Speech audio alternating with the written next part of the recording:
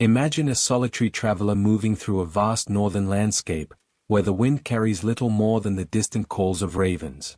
His cloak hangs heavily against the cold, and the wide brim of his hat casts a shadow across his weathered face. In one hand he carries a long spear, while the other rests upon a simple walking staff worn smooth by countless journeys. To anyone who might cross his path, he appears to be nothing more than an old wanderer searching for the next place to rest before nightfall.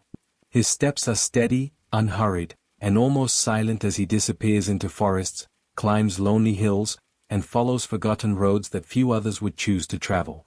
Yet this traveler is no ordinary man. He is Odin, ruler of Asgard, lord of the Aesir, patron of kings, keeper of poets, master of magic, and one of the most enigmatic figures preserved in the myths of northern Europe. He commands mighty gods, watches over a vast cosmos, and possesses power beyond the imagination of mortals. Even so, he is rarely content to remain seated upon his throne. Again and again, he leaves behind the shining halls of the gods. Somewhere beyond the next mountain may rest an ancient prophecy. Somewhere beneath the roots of an old tree may lie a forgotten secret. Somewhere, a giant, a seer, or even an ordinary traveler may know something that the ruler of the gods has yet to learn. That endless search defines Odin far more than any crown ever could. Tonight, we will follow his story from the first moments before the world existed to the day he walks willingly toward the fate he has spent ages trying to understand. Rather than meeting only the Allfather described in so many modern retellings, we will accompany a restless wanderer whose greatest victories always demand another sacrifice, and whose deepest discoveries never free him from destiny. Before you settle in for tonight's story, if you're enjoying what we do here, a like or a subscribe helps more than you'd think, but only if it's genuine. And if you've got a moment, tell me where in the world you're listening from tonight, and what time it is for you. It's always one of my favorite parts of reading through the comments. Now, turn the lights down low, get comfortable, and let's begin. Like many ancient traditions, the story of Odin does not survive in a single book written by those who first believed in him. Instead, it reaches us through voices separated by centuries. Poems remembered long before they were written down, stories passed from one storyteller to another, fragments carved into stone, and manuscripts copied by medieval scholars after Scandinavia had already become Christian. Because of that long journey through time, no one can claim that every surviving tale fits together perfectly. Some stories overlap, others contradict one another, and many almost certainly disappeared before anyone had the chance to preserve them. What remains is not one complete picture, but many carefully guarded pieces waiting to be placed side by side. The richest collections of these traditions are known today as the Poetic Edda and the Prose Edda. Alongside them survive the verses of skaldic poets, scattered archaeological discoveries, ancient place names, and brief references written by observers from beyond the Norse world. Each source preserves only part of a much older tradition, reminding us that Odin's story has always existed somewhere between memory and mystery. For historians, this presents both a challenge and an opportunity. The Odin we encounter is not the creation of a single author with one carefully planned narrative. He emerges from centuries of oral tradition, where every generation remembered familiar stories while allowing small details to shift with time. The result is a figure who often appears mysterious even within his own mythology. The medieval writers who preserved these tales were looking back toward a pagan past that had already begun to fade. Some scholars believe they carefully recorded older beliefs that might otherwise have vanished forever. Others suggest that Christian ideas, literary choices, and changing traditions may have quietly shaped the versions that eventually reached us. The sources themselves do not always allow a simple answer. Rather than searching for one perfect and unchanging version of Odin, it is perhaps better to imagine many streams flowing into the same great river. Together they form the image that has survived into our own age, not flawless or complete, but remarkably rich despite the passing of nearly 1,000 years. Long before there were mountains, forests, seas, or even the halls of the gods, there was only an immense emptiness known as Ginnungagap. It was not a place in the ordinary sense, for there was no earth beneath unseen feet and no sky stretching overhead. There was only an endless expanse where nothing yet possessed shape or purpose. At one distant edge of this vast void lay Muspelheim, the realm of fire. It shimmered with unbearable heat, glowing rivers, and brilliant flames that had existed since the earliest beginning. At the opposite edge rested Niflheim, a land of bitter frost, deep mists, and rivers so cold that ice spread endlessly outward into the surrounding emptiness. 4 ages beyond counting, these two ancient realms remained apart. Fire burned in its own distant kingdom, while ice gathered silently in another. Between them stretched the great void, still untouched by life, waiting for forces that had not yet met. Eventually, warmth from Muspelheim drifted across Ginnungagap until it reached the frozen breath of Niflheim. Where heat touched ice, the frost began to soften. Drops of water formed, gathered, and changed into something entirely new. From this meeting of opposites came the first living being remembered in Norse mythology. His name was Ymir. The surviving sources describe Ymir as the ancestor of the giants, a being born before gods, humans, and nearly everything else that would later inhabit the cosmos. His arrival marked the first movement within a universe that had until then remained silent and empty, setting into motion a chain of events that would eventually lead to the birth of Odin himself. Ymir did not walk through a world of forests, oceans, or stars.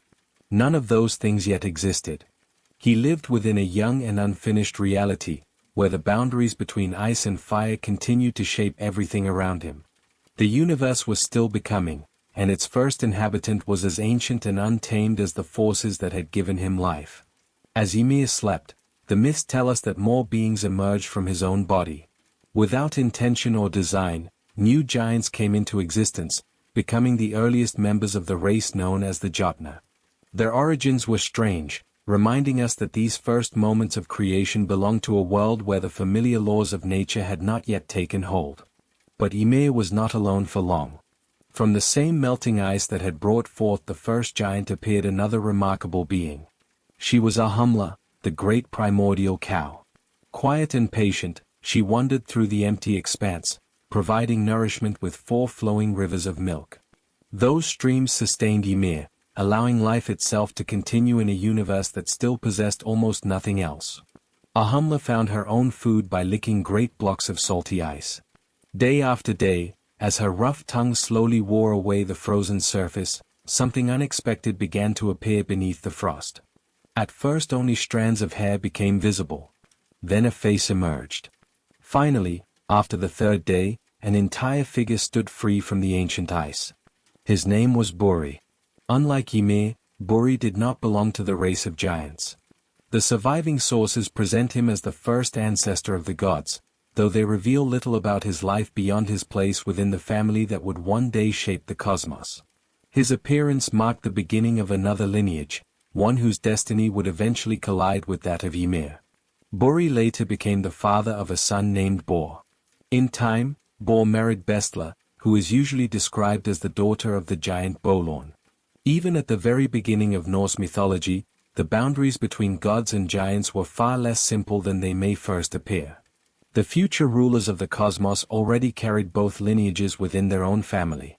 From the union of Bor and Bestla came 3 sons. Their names were Odin, Vili, and Ve. The myths tell us very little about their earliest years.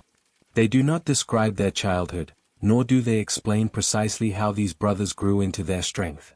Instead, they introduce them at the moment when they begin to act upon the world itself.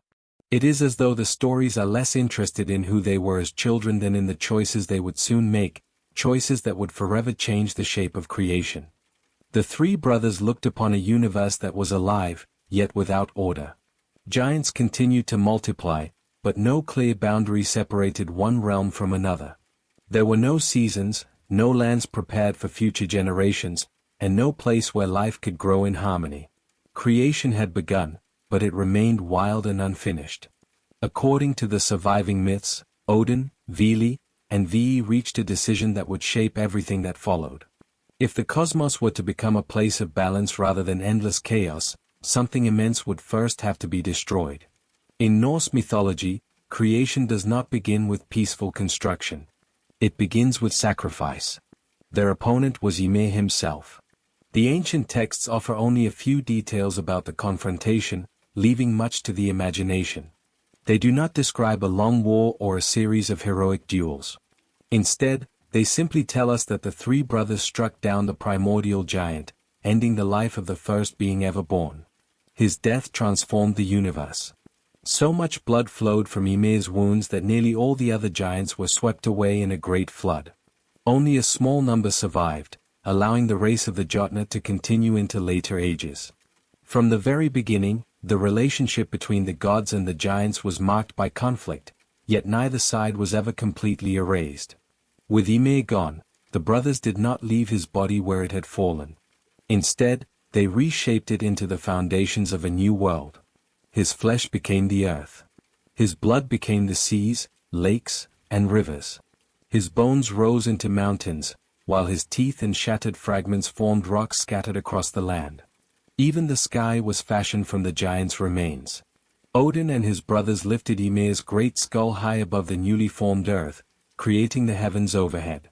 To hold it in place, they set 4 dwarfs beneath its corners.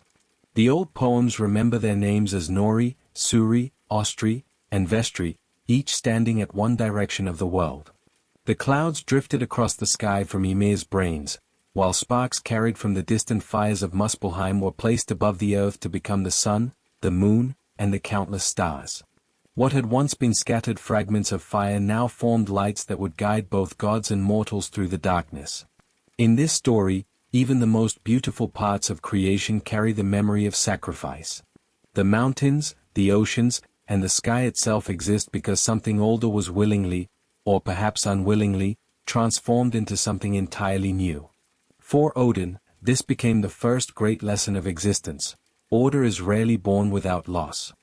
Once the world itself had taken shape, the brothers turned their attention to protecting what they had created.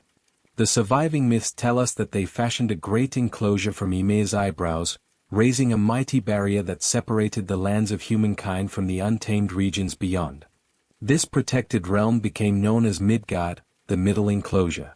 Beyond its borders stretched the wilderness where many giants would continue to dwell. The separation was never absolute, however. Throughout the myths, gods, giants, and eventually humans would cross those boundaries again and again, reminding us that the Norse cosmos was connected far more often than it was divided.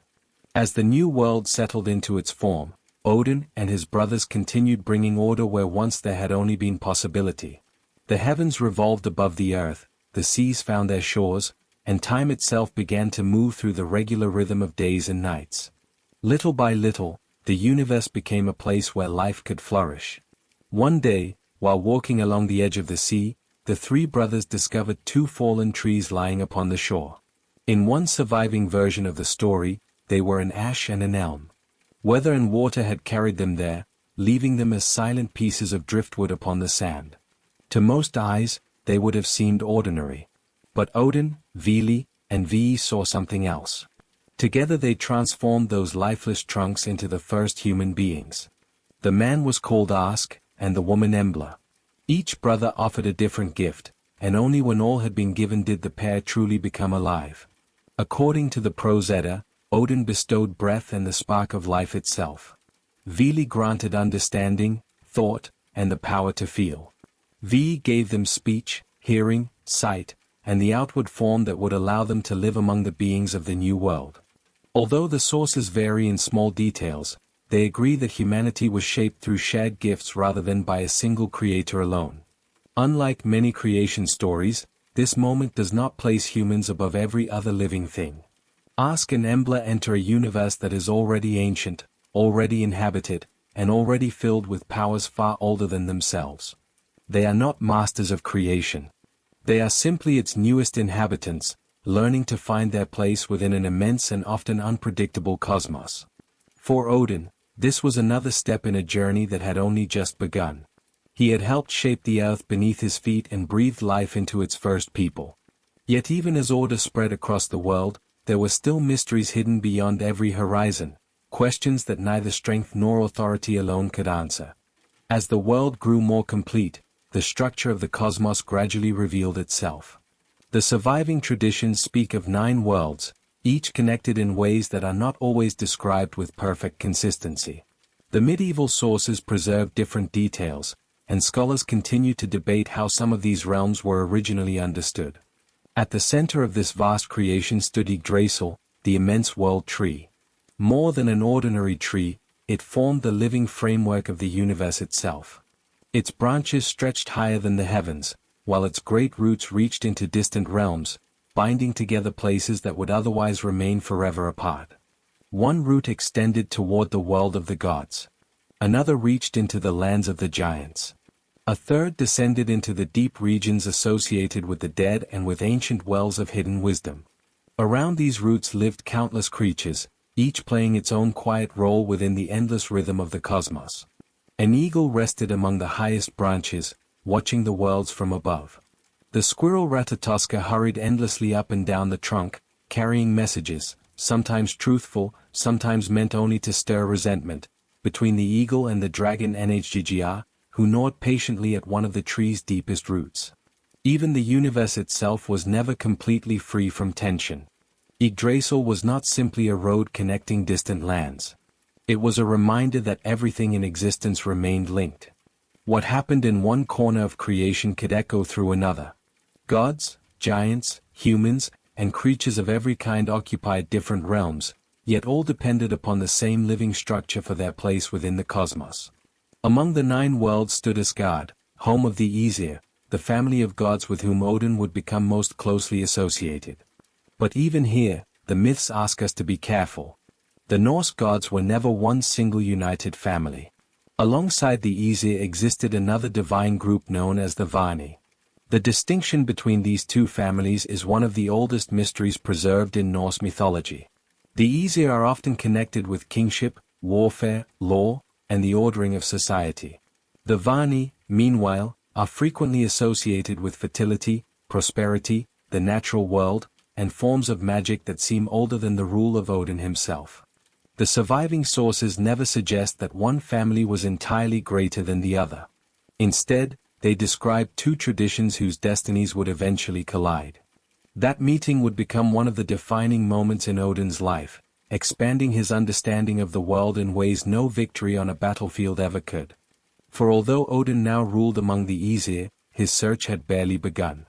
There were still forms of wisdom that belonged to others, and before long he would discover that even the ruler of the gods could learn from those he once considered his rivals.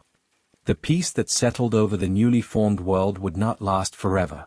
As the generations passed, the distance between the Aesir and the Vani grew into something far greater than a simple disagreement. The medieval sources preserve only fragments of what caused the conflict, and they do not all agree on how it truly began.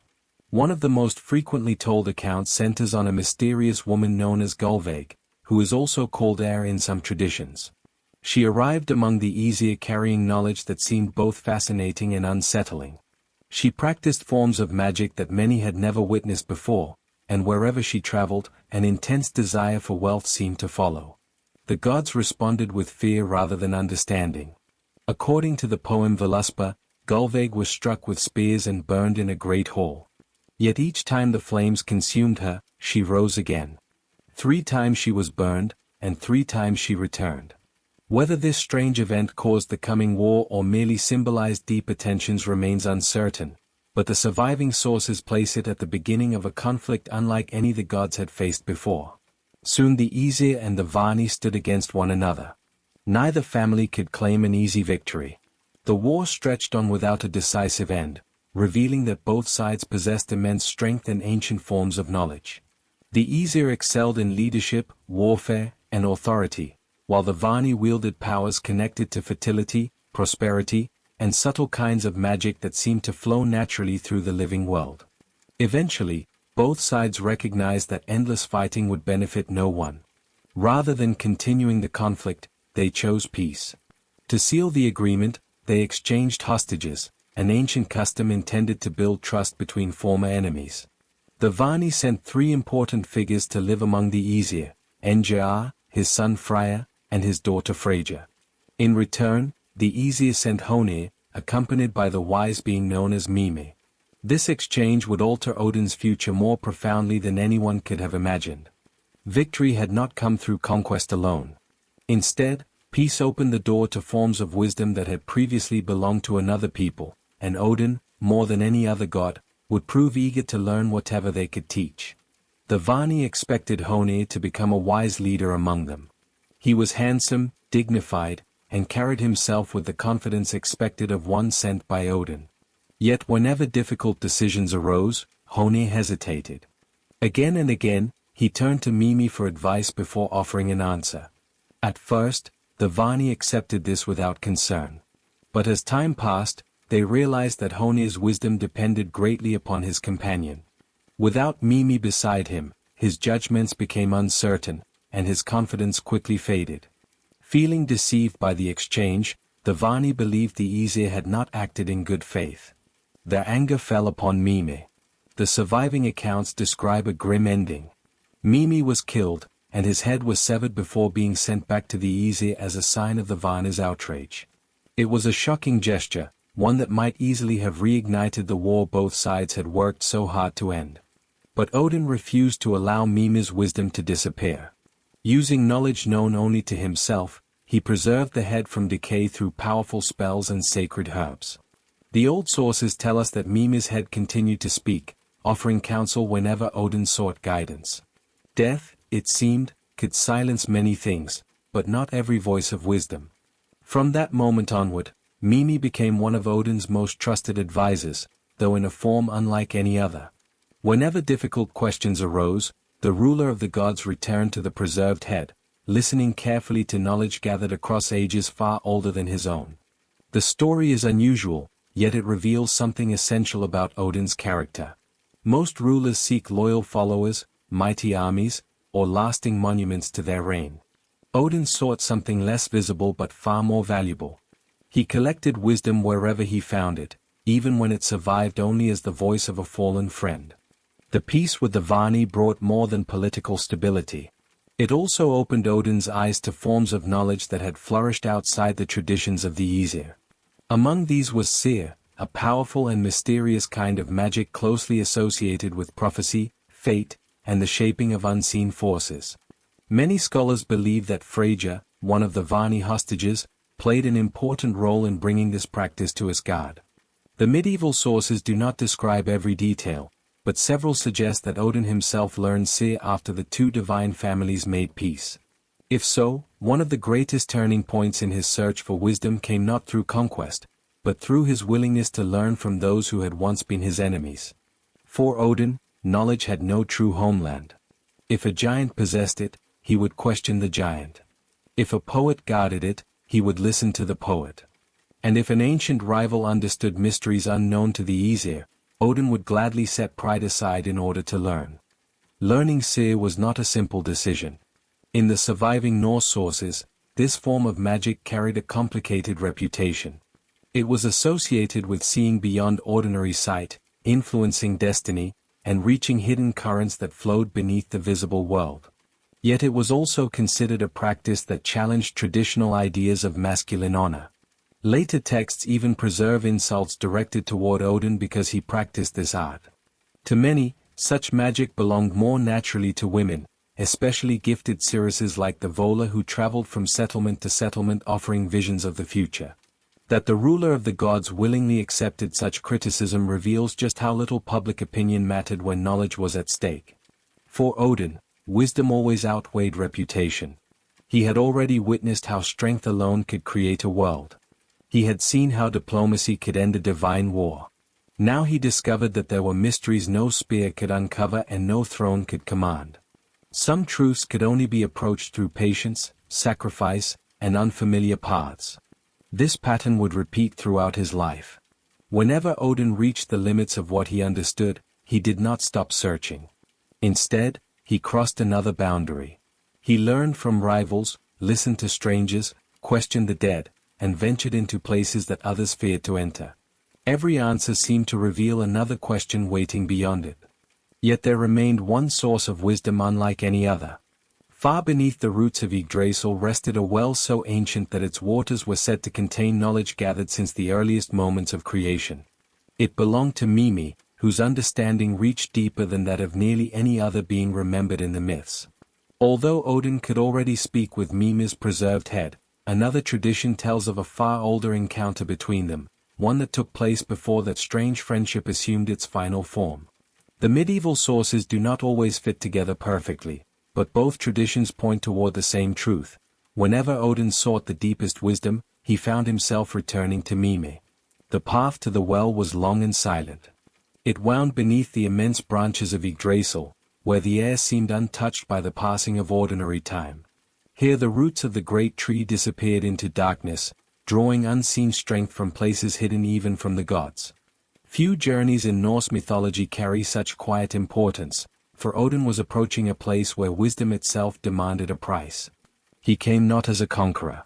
He brought no army, issued no command, and relied upon none of the authority that accompanied his title as ruler of Asgard.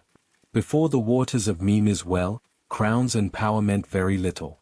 Only those prepared to surrender something of genuine value could hope to drink from its depths. Odin had spent his life gathering knowledge wherever it could be found. Now he was about to learn that the greatest understanding could never simply be taken. It had to be earned. Mimir's well appears in the surviving traditions as one of the greatest sources of wisdom in the Norse cosmos. Resting beside one of Yggdrasil's mighty roots, its waters were said to hold understanding gathered from the very fabric of existence. To drink from it was not to learn a single fact, but to see the world with a deeper clarity than before. When Odin arrived, he did not simply lower his hands to the water. The guardian of the well knew that such knowledge could not be given freely. The stories tell us that Mimi demanded a sacrifice worthy of the gift being sought. Wisdom, in the Norse imagination, always carried a cost. The greater the understanding, the greater the price that must be paid. For a long moment, the ruler of the gods stood before the still water. He already possessed authority over Asgard. He had helped shape the world itself, ended a war between divine families, and gathered knowledge from gods, giants, and ancient magic. Many would have considered such wisdom more than enough. Odin did not. He wanted to see farther. Not across mountains or oceans, but beyond appearances. Beyond the surface of events. Beyond the limits that confined ordinary sight. If surrendering part of himself would bring him closer to that goal, then he was willing to accept the bargain without complaint. So Odin gave one of his eyes. The myths do not dwell on the pain of the sacrifice. Instead, they remember what followed. His eye remained within Mimir's well, while Odin drank from its waters and gained a vision unlike any he had possessed before. From that moment onward, the one-eyed wanderer became one of the defining images of Norse mythology. His missing eye was never simply a mark of injury. It became a symbol of choice. Odin had exchanged ordinary sight for deeper understanding. Every person who looked upon his face could see that wisdom had left a visible mark, reminding gods and mortals alike that true knowledge was never acquired without loss. Yet even after drinking from the well, Odin did not believe his search was complete. If anything, the sacrifice only revealed how much remained unknown. The more deeply he understood the universe, the more clearly he recognized its hidden mysteries. Knowledge had not satisfied his curiosity. It had expanded it. Before long, another path would appear before him. It would demand far more than the sacrifice of an eye. This time, Odin would offer nothing less than himself, suspended between life and death beneath the branches of the very tree that held the worlds together. The story of Odin hanging from Yggdrasil is preserved most clearly in the poem Havamal, where the god himself speaks of the ordeal. It is one of the most profound passages in all of Norse mythology, though like many ancient traditions, it leaves as many questions as it answers. The verses describe the event with remarkable restraint, allowing the sacrifice to speak for itself. At some point after gaining the wisdom of Mimir's well, Odin came before Yggdrasil once again. This was no ordinary tree. Its branches sheltered the heavens, its roots reached into the deepest corners of existence, and every living realm depended upon its silent strength. If hidden knowledge existed anywhere, it was here. Odin chose not to stand beneath its branches. Instead, he climbed into the great tree and willingly placed himself between life and death. According to the ancient poem, he pierced himself with his own spear before hanging high above the ground. No enemy forced him to make this sacrifice. No rival demanded it. The choice belonged entirely to him. Then the waiting began. For 9 long nights, Odin remained suspended upon the tree. He accepted neither food nor drink. Alone, wounded, and exposed to the endless silence surrounding Yggdrasil, he endured an ordeal unlike any other described in the myths. Time itself seemed to lose its meaning as each day passed into the next.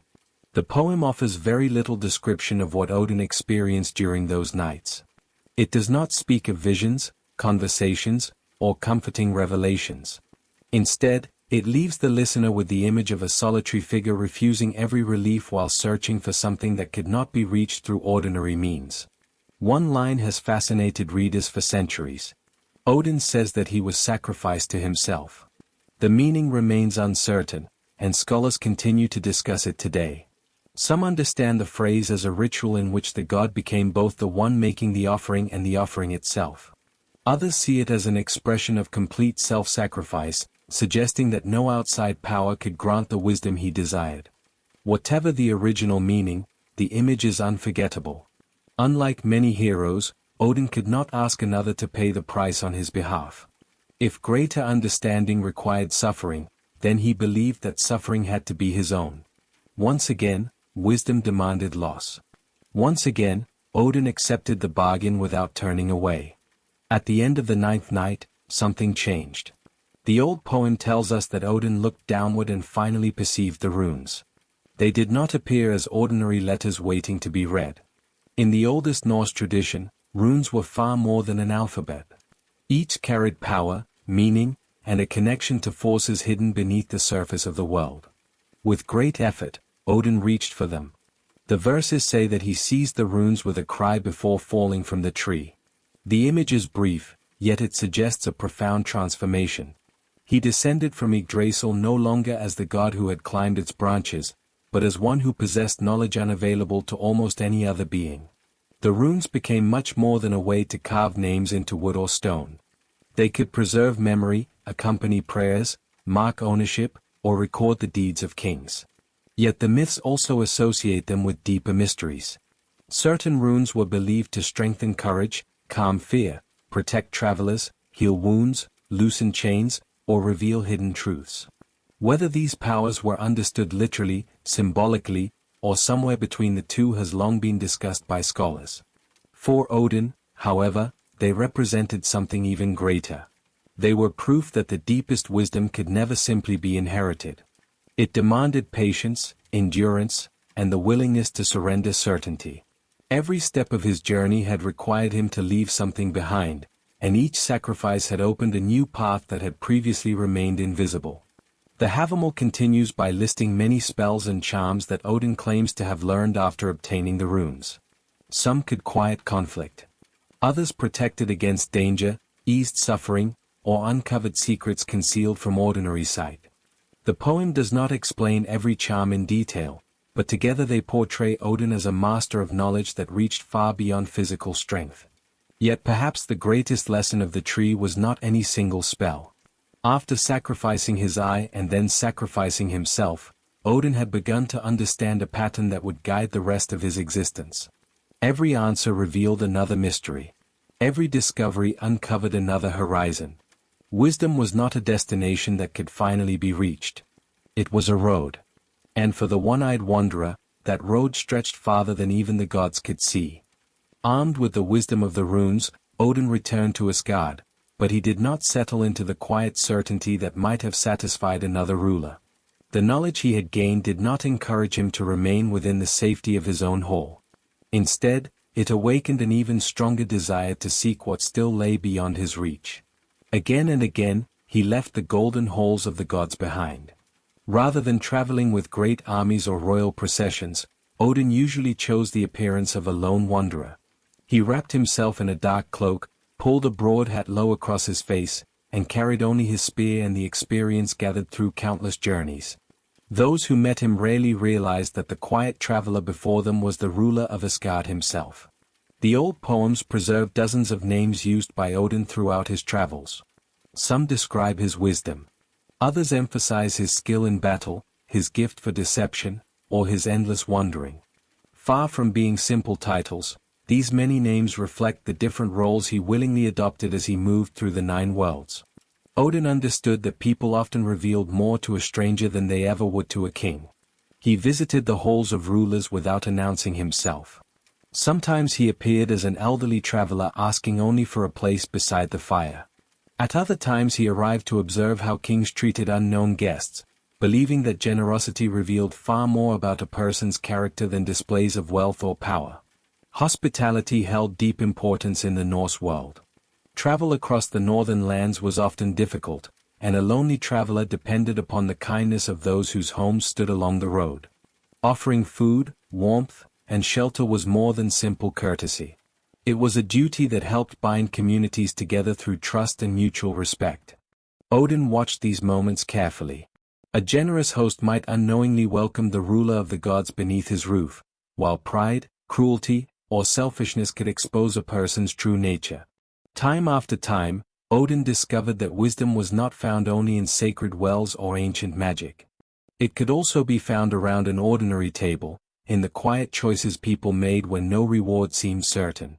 For the one-eyed wanderer, every road had become another path toward understanding, and every stranger carried the possibility of teaching him something he had never known before. One of the clearest examples of Odin's search for wisdom appears in the poem known as Vafthrûnismál. Rather than seeking treasure or victory, Odin set out in search of conversation. His destination was the Hall of Vafthrûni, a giant whose knowledge was said to rival that of the oldest beings in existence. The journey itself reveals much about Odin's character. He did not march toward the giant with soldiers at his side, nor did he demand answers through force. Instead, he traveled alone and concealed his identity beneath another name, as he had done so many times before. To learn, he first had to become a listener rather than a ruler. When he entered the hall, Odin challenged Vafthrûni to a contest of wisdom. The giant accepted, confident that no visitor could surpass the knowledge he had gathered through countless ages. They agreed that each would ask questions in turn, and whoever failed to answer would lose not only the contest, but his life. Knowledge here was not entertainment. It carried the highest possible stakes. The questions moved calmly across the structure of the cosmos. They spoke of the origins of the world, the names of rivers, the movements of the sun and moon, the destiny of the gods, and the future that awaited creation itself. Each answer revealed another layer of the ancient universe, as though the two participants were carefully unfolding a map that few others had ever seen. Again and again, Vafthrûni answered correctly. His memory stretched back toward the earliest ages, and his understanding seemed almost limitless. Yet Odin matched every reply with another thoughtful question. Neither participant hurried. Neither wasted words. The contest unfolded with quiet patience, guided not by anger but by curiosity. Finally, Odin asked one last question. It was not about the stars, the giants, or the beginning of time. Instead, he asked what words he had whispered into the ear of his son Balder before the funeral pyre was lit. Only Odin himself could possibly know the answer, for no other being had stood close enough to hear those final words. In that instant, Vafthrûni understood the truth. The stranger before him was no wandering traveler at all. He had been speaking with Odin, the relentless seeker whose hunger for wisdom had carried him across every corner of the cosmos. The contest ended, not because the giant lacked knowledge, but because some truths belonged to experience alone, beyond even the oldest learning preserved in memory. Another poem, Grimnismal, presents a very different journey, yet it reveals the same restless pursuit of understanding. Once again, Odin chose to hide his identity, taking the name Grimnir, which can be translated as the hooded one or the masked one. Even the ruler of the gods preferred to approach the world unseen. According to the surviving story, Odin and Frigg watched two human brothers from Asgard. The boys, Agnar and Geirith, had once shared the same childhood, yet their lives had taken very different paths. A disagreement arose between the divine couple over which brother had become the better king, and Odin decided, as he often did, that the answer could only be discovered by traveling among mortals himself. Disguised as an old wanderer, he arrived at the hall of King Geirith. The king failed to recognize the stranger before him. Suspicious and impatient, he accused the traveler of concealing dangerous secrets. Rather than offering the customary hospitality expected in the Norse world, Geirith ordered the old man to be seized and placed between two great fires. There Odin remained for 8 long nights. The flames burned close on either side, while no one stepped forward to offer him food, drink, or mercy. The scene is striking because the god who had willingly endured suffering beneath Yggdrasil now accepted hardship once again without revealing who he truly was. He waited quietly, allowing human character to reveal itself. At last, the young Prince Agnar approached the weary traveler. Moved by compassion, he carried a drinking horn filled with ale and placed it in the old man's hands. It was a simple act of kindness, performed without any expectation of reward. Yet in Odin's eyes, it revealed far more wisdom than power or ambition ever could. Only then did Odin begin to speak. Rather than immediately condemning Geirith, he described the structure of the cosmos, the halls of the gods, the creatures that lived upon Yggdrasil, and many of the mysteries that held the worlds together. The poem becomes a quiet stream of knowledge, as though the wanderer had finally found a listener willing to receive it. When his teaching ended, Odin revealed his true identity. The realization came too late for Geirith. Overcome with fear and attempting to free his unexpected guest, the king stumbled upon his own sword and lost his life. The story closes not as a celebration of punishment, but as another reminder that wisdom and generosity often appear in the most ordinary moments, while pride can blind even those who believe themselves secure. These journeys reveal an important truth about Odin. Although he ruled from the great halls of Asgard, he never believed that wisdom belonged to the gods alone. Giants preserved ancient memories. Kings revealed the strengths and weaknesses of human rule. Travelers carried stories from distant lands. Even a child offering a drink beside a fire could teach a lesson that no battle ever could. For Odin, every encounter was another opportunity to learn. This endless curiosity eventually led him toward another remarkable story, one that explored not only wisdom, but inspiration itself. If knowledge could be discovered through sacrifice and wandering, what about poetry? What about the mysterious gift that allowed words to move hearts, preserve history, and outlive the people who first spoke them? The answer began with a man named Kvesa. According to the surviving myths, Kvesa came into existence after the peace between the Aesir and the Vani. To seal their reconciliation, both groups of gods spat into a single vessel. Rather than allowing this symbol of unity to go to waste, they shaped it into a living being whose wisdom surpassed that of nearly everyone else in the world. Kvesa wandered freely across the lands. Wherever he traveled, people sought his advice. The myths describe him as so wise that no question was beyond his understanding. Kings, craftsmen, and ordinary people alike could ask for guidance, and Kvesa always seemed able to provide an answer. His reputation spread farther with every journey. Yet wisdom did not protect him from greed. Two dwarfs named Fjela and Gala invited Kvesa into their home. There, away from witnesses, they murdered the great sage. The surviving sources recount the event with little detail, but its consequences would shape one of the most famous stories in Norse mythology. The dwarfs collected Kvesa's blood in precious vessels and mixed it with honey. From that strange mixture they created the mead of poetry. Whoever drank this extraordinary mead would receive the gifts of poetic inspiration and profound wisdom, becoming capable of composing beautiful verses and speaking with remarkable insight. Once again, knowledge had emerged through sacrifice. Just as the world had been shaped from Ymir's body, and just as Odin had surrendered his eye in exchange for deeper vision, the greatest source of poetic inspiration was born from the death of the wisest man in existence. In the Norse imagination, creation and loss continued to walk side by side. The dwarfs did not keep the mead for long. According to the surviving myths, Fjela and Gala soon found themselves entangled in another act of violence. After causing the death of the giant Gilling and later his wife, they earned the wrath of Gilling's son, the powerful giant Suttung. He captured the two dwarfs and prepared to end their lives in return. To save themselves, they offered their greatest treasure. They surrendered the mead of poetry, explaining that whoever possessed it would hold the wisdom of Kvesa and the gift of inspired speech. Suttung accepted the bargain and carried the precious drink away, determined that no one else would claim such a remarkable prize. He entrusted the mead to his daughter, Gunlo. Deep inside a mountain, hidden behind solid stone, Gunlo watched over the three great vessels that contained the magical drink. The place was almost impossible to reach, protected not only by distance but by secrecy. Suttung understood that many would covet such a treasure, and he intended that it remain forever within his family. News of the mead eventually reached Odin. The story does not suggest that he desired poetry merely for personal glory. Throughout his life, every new source of wisdom drew him forward like a distant light on the horizon. If there existed a drink capable of granting extraordinary understanding and inspired speech, Odin believed it was something that should not remain hidden from the world. As always, he did not rush toward his goal with an army. Force might conquer a fortress, but it could not always obtain what was guarded by cleverness. Odin understood that some treasures could only be reached through patience, careful planning, and the willingness to become someone else for a time. Disguising himself under the name Bolverka, meaning worker of evil or doer of difficult deeds, he set out once again as a traveler rather than a king. The familiar cloak, the hidden identity, and the quiet determination returned.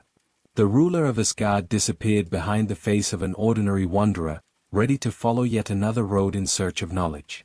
His journey soon brought him to the fields of a man named Borgi, the brother of Suttung. There, Odin discovered another obstacle standing between himself and the wisdom he sought, one that could not be overcome by strength alone. It would require patience, labor, and a carefully chosen disguise, just as so many of his greatest discoveries had before. Borgi's field should have been full of workers, yet when Odin arrived he found only confusion.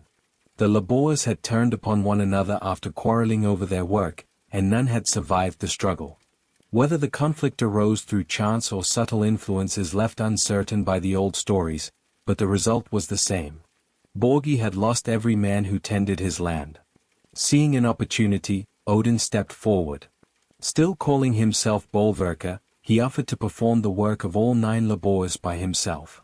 In return, he asked for only one reward when the season ended, a single drink of the mead of poetry kept by Suttung.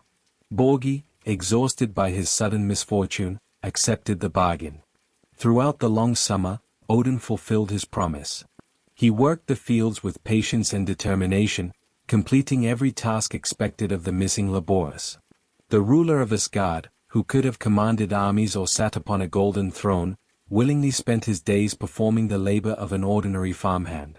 Once again, knowledge demanded humility before it could be earned. When the harvest was complete, Odin reminded Borgi of their agreement. Together they traveled to Suttung's hall, where Borgi requested the promised reward on behalf of the stranger who had served him so faithfully. But Suttung refused without hesitation. The mead of poetry, he declared, would never leave his possession. For many, the journey would have ended there. Yet Odin had never accepted the first closed door as the final answer. Every obstacle became another puzzle waiting to be solved. If honesty could not open the path ahead, then another approach would have to be found. Borgi still wished to honor his promise. He led Odin to the mountain where Gunlo guarded the precious mead and produced a magical drill known as Rati. Together they began boring through the solid rock, slowly carving a narrow passage toward the hidden chamber deep within the mountain. Hour after hour, the drill bit deeper into the stone. At last, Borgi announced that the passage had reached the other side. Odin tested his claim by blowing through the opening. Tiny fragments of rock flew back into his face, revealing that the mountain had not yet been fully pierced. Calmly, he asked Borgi to continue. Even now, the seeker of wisdom trusted careful observation more than hopeful words. Borgi returned to his work, pressing the drill deeper into the heart of the mountain until the passage finally broke through the stone.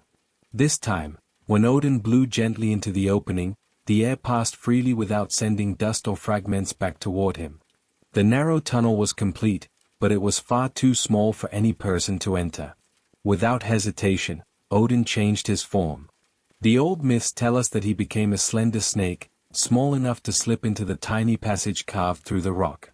Before Borgi could reconsider his decision, or perhaps before he could betray his unusual companion, the serpent disappeared into the darkness, winding silently toward the chamber where the mead had rested for so long. Deep within the mountain waited Gunlo. The surviving sources do not describe her simply as a guard standing watch over a treasure. She appears instead as a thoughtful figure whose encounter with Odin would shape the fate of poetry itself. The myths leave many details unstated, inviting later generations to reflect on the complicated relationship that unfolded between them. Odin remained with Gunnlo for 3 nights. Exactly how trust grew between them is never fully explained. The medieval accounts offer only brief glimpses, leaving much unsaid. What they do agree upon is that, in time, Gunnlo granted Odin permission to drink from the precious vessel she had guarded so faithfully. He asked for 3 drinks. At first, the request seemed modest. Yet with each drink, Odin consumed an entire vessel. By the end of the 3rd, he had emptied every drop of the mead of poetry. Once again, the ruler of Asgard had gained extraordinary knowledge not through open battle, but through patience, disguise, careful planning, and the ability to persuade where force alone would have failed. The story has never been an easy one to judge. Some readers see Odin as a bringer of wisdom who rescued poetry from being hidden forever within a mountain. Others view his actions as an act of deception that exploited Gunnlo's trust. The old myths offer no simple moral conclusion.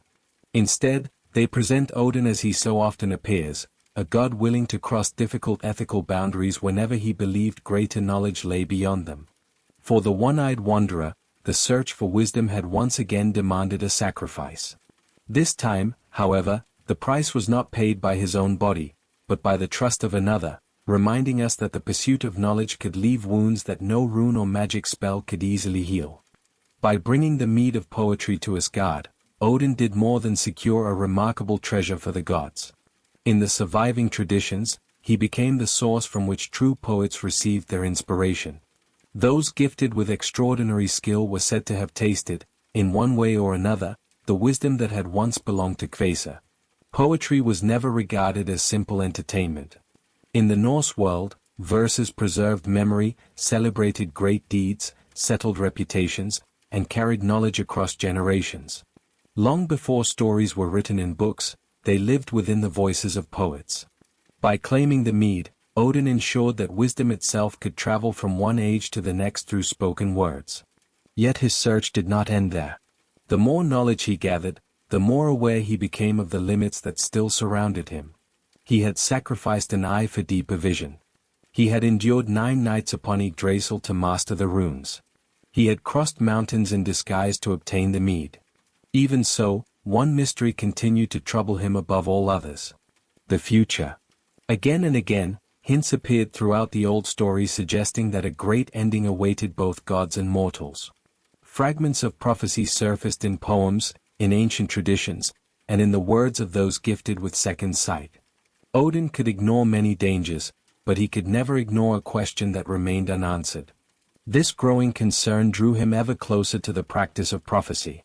Alongside the runes and the mead of poetry, Odin devoted himself to forms of magic that reached beyond ordinary knowledge.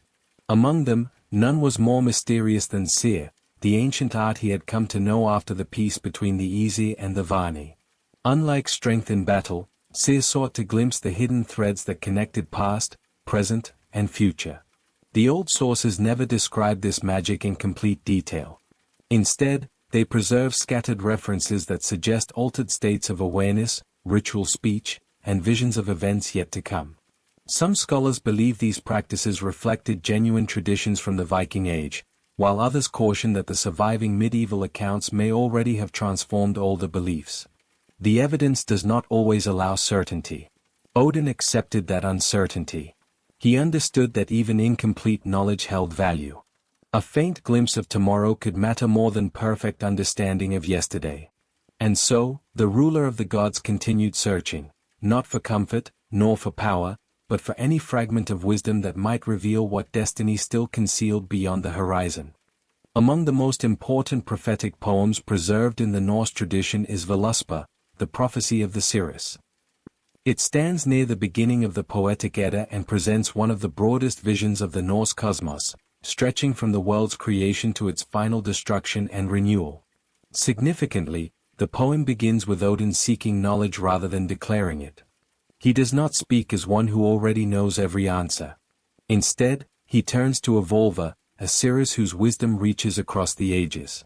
The poem suggests that Odin has awakened her from death or deep rest so that she might recount the hidden history of the world and reveal the future that still lies ahead. Even the ruler of the gods must become a listener. The Cirrus begins with the earliest days of creation. She recalls the shaping of the cosmos, the rise of the gods, and the long chain of events that gradually leads toward an ending no one seems able to avoid. Odin listens without interruption. He does not argue, nor does he attempt to change what he hears. His purpose is simply to understand. As the prophecy unfolds, darker images begin to appear. The seeress speaks of broken oaths, growing disorder, and a future in which the balance established at the beginning of time slowly begins to unravel. The harmony created after Yme's death will not endure forever. Every age carries within it the seeds of the next. For Odin, these words are deeply unsettling. He has devoted his life to gathering wisdom, believing that every sacrifice brings him closer to understanding the universe. Yet prophecy introduces a difficult possibility. What if knowing the future does not grant the power to prevent it? What if wisdom can illuminate destiny without changing its course? The myths never suggest that Odin abandons his search because of this fear. Instead, the opposite seems to happen. The more clearly he perceives the limits of his power, the more determined he becomes to learn everything he possibly can. If fate cannot be escaped, perhaps it can at least be faced with open eyes. From that moment onward, Odin's search takes on an even deeper purpose. He no longer seeks knowledge simply because he is curious. He seeks it because somewhere within the countless prophecies, hidden signs, and ancient memories may lie the smallest clue that could prepare the gods for the day when destiny finally arrives. Another story reveals just how far Odin was willing to go in his pursuit of hidden knowledge. It begins not with the end of the world itself, but with troubling dreams experienced by his beloved son, Balder. Night after night, the brightest of the gods saw visions of approaching death, and those dreams spread quiet unease throughout Asgard. The gods sensed that these visions carried unusual weight. Dreams were never dismissed lightly in the Norse world, especially when they touched those closest to the divine family.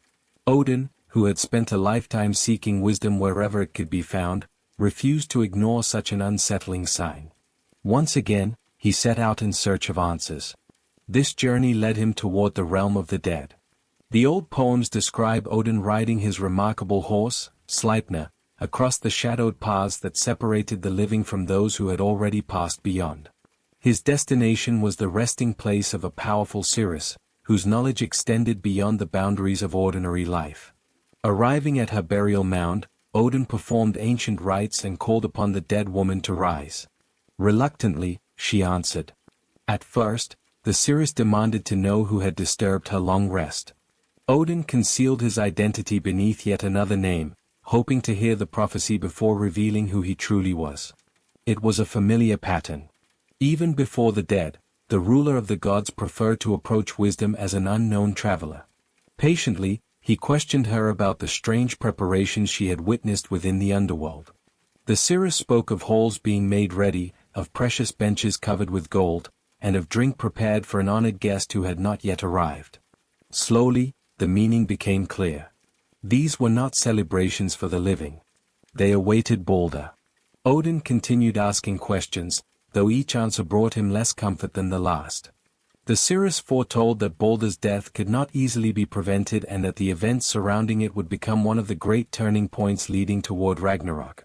Before returning to her rest, she recognized the stranger's true identity and understood that only Odin would have traveled so far in search of knowledge that offered so little hope. The prophecy weighed heavily upon him. He had crossed into the realm of the dead hoping to discover a path away from fate. Instead, he returned carrying only greater certainty that the future was moving exactly as the old visions had foretold. Yet even this did not stop his search. If anything, it strengthened his resolve to prepare for whatever still lay ahead. Back in Asgard, Odin refused to surrender to despair. If Balder's dreams truly foretold his death, then every possible measure had to be taken to prevent the prophecy from becoming reality. The knowledge he had gathered throughout his long life had taught him that fate was powerful, but he had never abandoned the hope that wisdom and careful preparation might still alter its course. Frigg, Balder's mother, shared that determination. The surviving myths tell us that she traveled throughout the worlds, asking every living thing and every force of nature to swear an oath that Balder would never be harmed. Fire gave its promise. Water did the same. Stones, metals, trees, diseases, animals, and countless other beings agreed not to injure the beloved son of Odin. When she returned, it seemed that every danger had been removed. The gods soon began treating Balder's apparent invulnerability as a source of amusement. They threw weapons toward him, struck him with blades, and hurled stones in his direction, only to watch each harmlessly fall away. What had begun as fear slowly transformed into confidence. Yet one small detail had escaped notice. According to the best-known version preserved in the Prose Edda, Frigg had overlooked a young sprig of mistletoe. It seemed too small and harmless to require an oath, and so it remained outside the great promise that protected Balder from every other threat. It was precisely the kind of detail that Odin had always feared. Throughout his life he had learned that the greatest dangers often hid within the smallest omissions. A forgotten word, an unanswered question, or a single unnoticed weakness could undo years of careful preparation. Despite everything he had sacrificed to understand the future, destiny now appeared to be approaching through the one path no one had thought important. Watching these events unfold was another figure whose cunning matched Odin's hunger for knowledge. Loki observed the confidence spreading through Asgard and recognized the single opening that remained. The myths present his motives in different ways, but the result is the same. Where Odin searched endlessly for wisdom to prepare for fate, Loki found opportunity within certainty itself. The tragedy that followed would become one of the defining moments of Norse mythology. For Odin, it would also become the clearest proof that even the deepest knowledge could reveal approaching disaster without granting the power to prevent it. Loki approached Balder's blind brother, Hr, as the gods continued their harmless game. Unable to see the celebration unfolding before him, Hr stood apart while everyone else laughed at the sight of weapons and stones falling harmlessly away from Balder. Loki placed a small shaft of mistletoe into his hand and offered to guide his aim, assuring him that he too should honor his brother as the others were doing. Hr had no reason to suspect deception. Trusting the guidance he had been given, he released the slender missile. Unlike every other object that had struck Balder before it, the mistletoe was not bound by Frigg's great oath. It flew silently across the gathering and pierced Balder, who fell lifeless before the assembled gods. For a long moment, no one moved. The laughter vanished. What had moments before seemed impossible had become reality. The brightest of the gods, whose kindness and wisdom had made him beloved throughout Asgard, now lay dead despite every effort that had been made to protect him. The grief that followed spread through every hall of the gods. No prophecy had frightened Odin more than this one, because it proved that the future he had struggled so hard to understand could still unfold exactly as foretold. He had questioned Cirrus's, mastered ancient magic, sacrificed his eye, endured the agony of Yggdrasil, and gathered every fragment of wisdom he could find. None of it had saved his son. The surviving myths preserve one deeply mysterious moment during Balder's funeral. As the great funeral ship was prepared and the flames were ready to carry Balder into the next world, Odin stepped forward and leaned close to his son's ear. There, hidden from every witness, he whispered words that no surviving source records. Those words remain one of the oldest unanswered questions in Norse mythology. The poems never reveal what Odin said. Medieval writers did not preserve the secret, and countless generations have wondered whether they were words of comfort, prophecy, farewell, or something known only to father and son. The mystery itself seems fitting for a god whose life was spent searching for answers that could never all be found. Balder's body was placed upon the magnificent ship Hringhorni, accompanied by treasures worthy of one so greatly loved. Among them was the golden ring Draupnir, the remarkable arm ring that Odin himself had once possessed. It was a final gift from a grieving father, offered without any expectation that it would change what destiny had already set into motion. The loss of Balder left a silence that no celebration could ever fill. The halls of Asgard still stood, the gods still gathered, and the world continued to turn beneath the branches of Yggdrasil. Yet something essential had changed.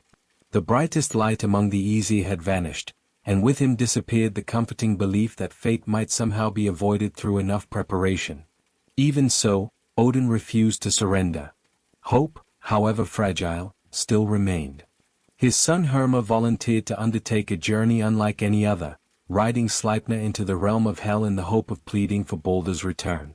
Odin gave his blessing, watching as the eight-legged horse carried its rider across the dark roads that few living beings had ever traveled. After crossing rivers and shadowed valleys, Herma finally reached the hall of hell. There sat Balder beside his faithful wife Nanna, who had died of grief after his funeral. The reunion was peaceful rather than joyous, for both already understood the uncertain nature of the mission. Herma pleaded that Balder be allowed to return to the world of the living. Hel did not refuse outright. Instead, she offered a single condition.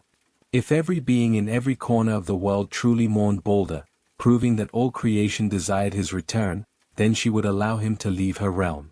It was a difficult test, but not an impossible one. Messengers traveled across the 9 worlds. Gods, giants, humans, animals, trees, stones, and every living thing were asked to weep for Balder. According to the old stories, almost every creature did exactly that. Grief spread across the world, as though creation itself recognized what had been lost. Only one voice remained unmoved. A giantess named KK refused to shed even a single tear. Whether she was truly a giantess or Loki in another disguise depends upon the version being told, but the outcome remained unchanged. Because one being withheld her sorrow, the condition was broken, and Balder was required to remain in hell until the coming of Ragnarok. For Odin, it was another painful lesson. Knowledge had revealed the danger.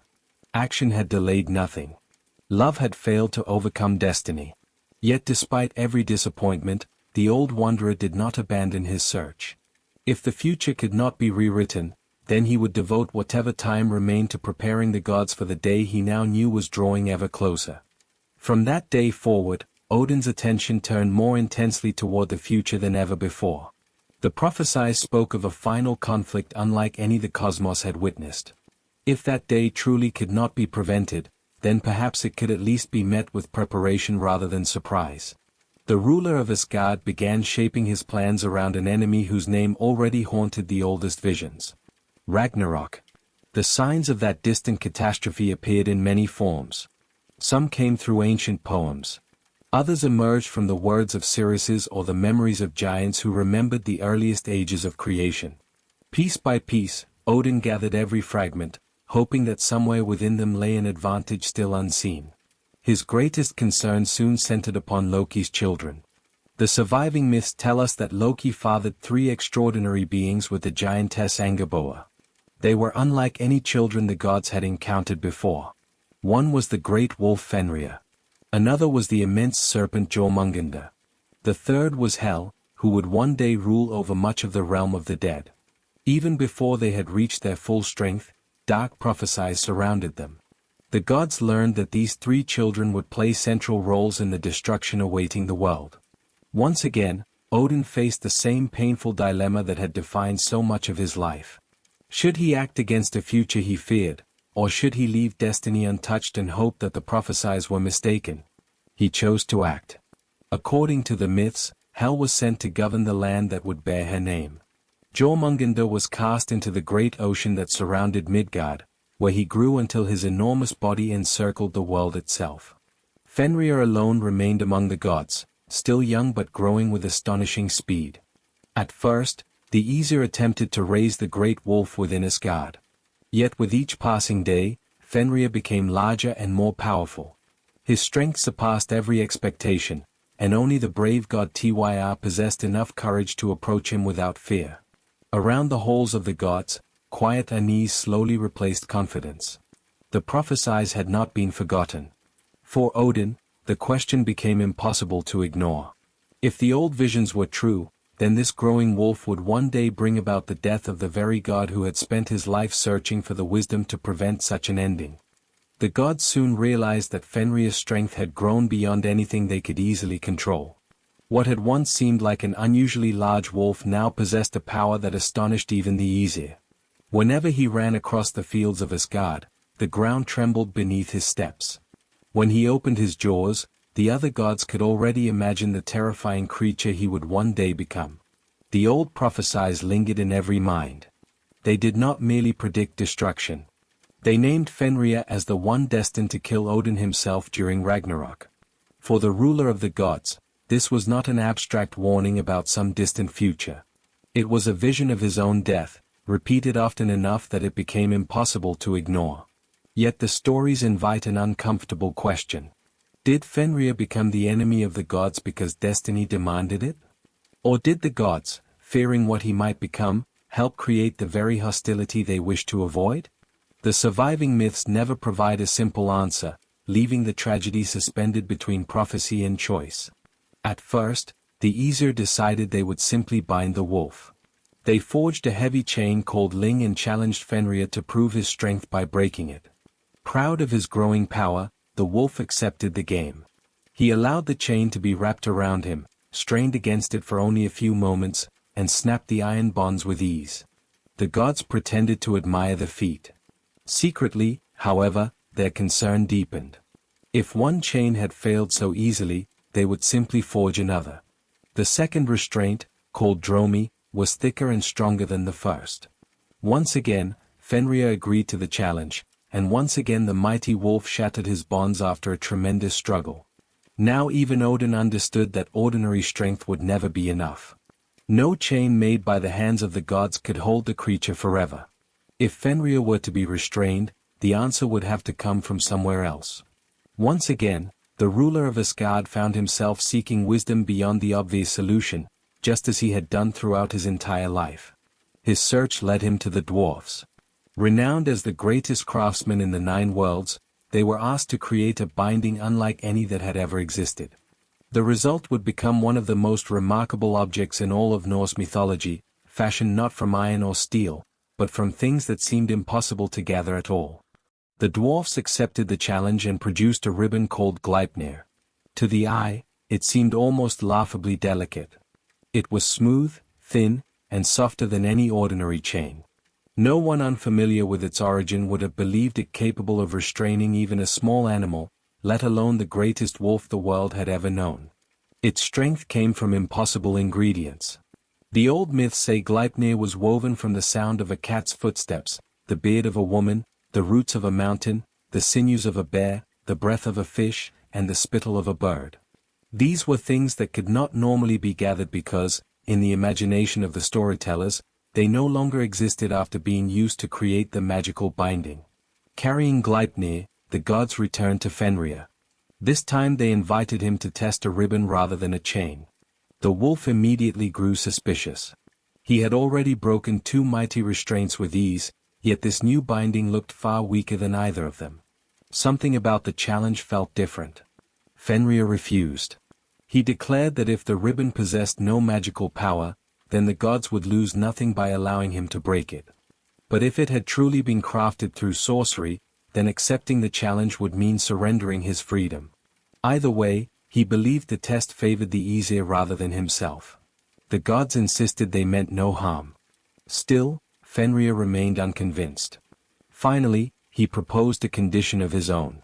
If one of the gods truly trusted him, then that god should place a hand inside his mouth while the ribbon was fastened. If the Aesir intended to release him afterward, no one would be injured. But if they betrayed him, the hand would be lost. Silence settled over the gathering. Every god understood exactly what the wolf was asking.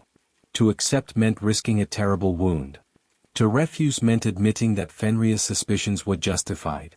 For a long moment, no one stepped forward. Only Tyr moved.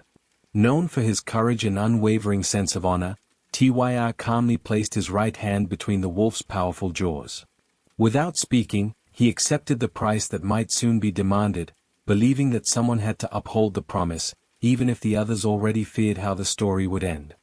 The gods wrapped Gleipnir around Fenrir's massive body. At first, the ribbon rested lightly against his fur, almost as though it possessed no strength at all. The wolf drew a deep breath and threw the full weight of his enormous body against the binding. Muscles tightened. The ground shook beneath his feet. Yet Gleipnir did not stretch, crack, or loosen. For the first time, Fenrir could not break free. Again and again he struggled with all the strength that had shattered the iron chains before it. The more fiercely he fought, the tighter the magical ribbon held him. At that moment, the wolf understood that he had been deceived.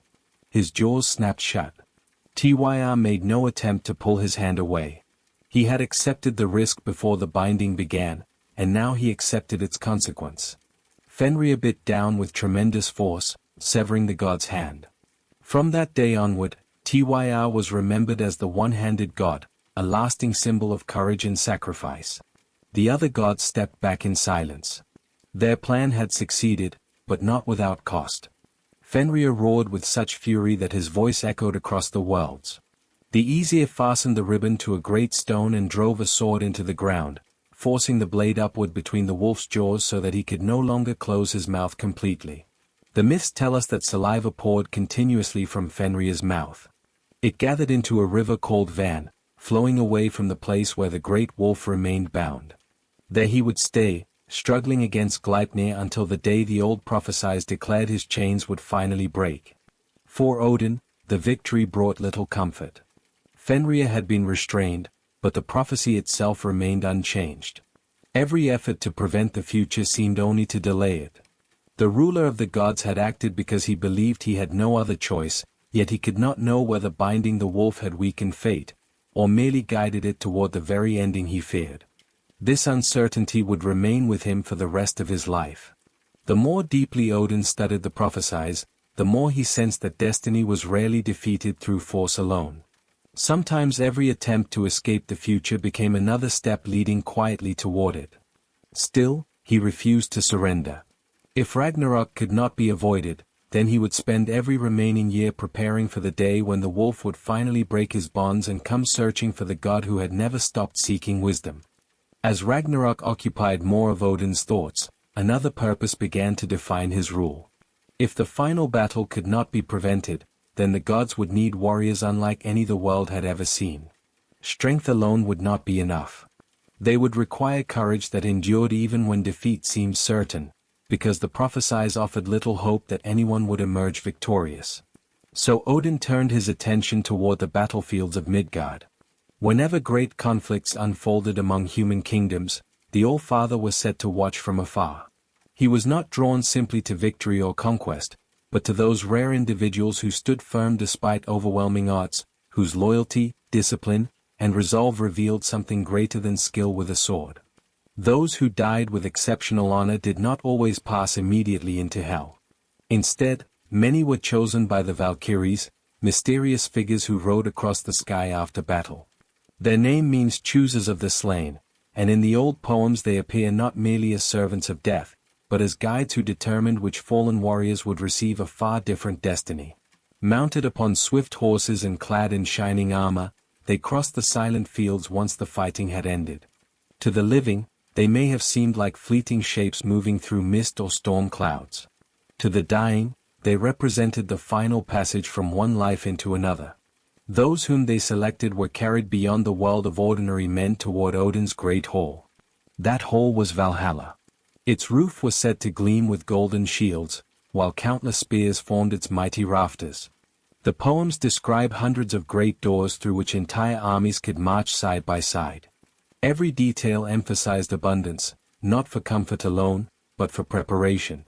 The warriors who entered became known as the Einherjar.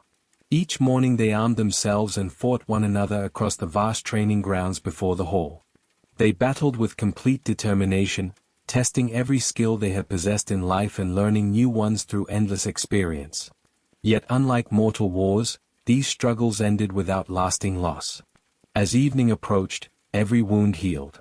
Those who had fallen rose once more, their strength fully restored.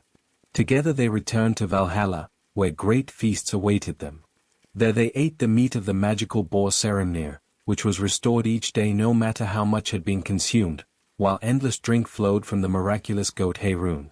To later generations, these scenes often appeared to describe an eternal reward. But for Odin, they served a far more practical purpose. Valhalla was not simply a paradise. It was a training ground, an army camp stretching across eternity, where every passing day prepared its warriors for the single battle that would one day determine the fate of gods and worlds alike. Yet Valhalla was only part of Odin's design. The old sources remind us that not every worthy warrior entered the great hall beneath his roof. Half of those chosen after battle were said to journey instead to Folkvanga, the field ruled by the goddess Freyja. Even in preparing for the end of the world, destiny was shared among more than one divine power. For Odin, however, every brave soul carried immense value. He knew that numbers alone could never guarantee victory against the forces gathering beyond the edges of the known world. Giants, monsters, and ancient enemies would one day march together. Every warrior welcomed into Valhalla represented another voice in the shield wall that would stand beside him when the final horn sounded. This vision shaped the way later generations understood courage. To die well was not simply to earn glory. It meant taking one's place in a story larger than any single lifetime. The struggle of one farmer, one king, or one unknown traveler could become part of the preparation for an event that lay beyond the horizon of ordinary history. Odin himself often wandered among humans without revealing who he was. The poems describe him traveling beneath many different names, wrapped in a dark cloak, carrying his spear Gungnir and leaning upon a staff. His broad hat shaded the face that had become so familiar to storytellers, one piercing eye beneath its brim, the empty socket hidden in shadow where the other had been sacrificed long ago. Those who welcomed the stranger with generosity sometimes discovered unexpected fortune. Those who mocked the old traveler occasionally found themselves facing hardship instead. Whether these stories describe literal visits or moral lessons woven into folklore, they reveal something important about Odin's character. Wisdom, in the Norse imagination, often arrived wearing humble clothes rather than a crown. His ravens remained constant companions. Every dawn, Hugin and Munin took flight across the 9 worlds. Their names are usually translated as thought and memory, though some scholars suggest meanings that are even richer than those simple words can express. They observed kingdoms, forests, mountains, seas, and battlefields before returning each evening to perch upon Odin's shoulders. Through them, the ruler of the gods learned what unfolded across creation. Yet even this remarkable gift carried quiet sorrow. In one verse of the Grimnismal, Odin confesses that he fears for Hugin's return each day, but fears even more for Munin. The admission is strikingly human. The god who sacrificed everything for wisdom still worried about losing the very companions who helped him understand the world. Knowledge, after all, was never free of anxiety. The more one sees, the more one recognizes how much remains uncertain. Odin accepted that burden willingly, believing that imperfect understanding was still far better than comfortable ignorance as the shadow of Ragnarok continued to lengthen. The ancient poems describe a long sequence of omens before the end would finally arrive. None of them appeared suddenly. The world did not collapse in a single day. Instead, the balance that had existed since creation slowly began to weaken. Familiar patterns unraveled one after another until even those who had ignored the old prophecies could no longer deny that something profound was changing. One of the first great signs was the Fimbul winter. It was said to be a terrible winter unlike any remembered by humankind. Snow fell without relief. Bitter winds swept endlessly across the land. Summer failed to return, harvests disappeared, and hunger spread from village to village. 3 relentless winters followed one another with no seasons between them. As hardship deepened, trust began to disappear. Neighbors turned against neighbors. Families divided over dwindling supplies. Kings fought for survival rather than honor.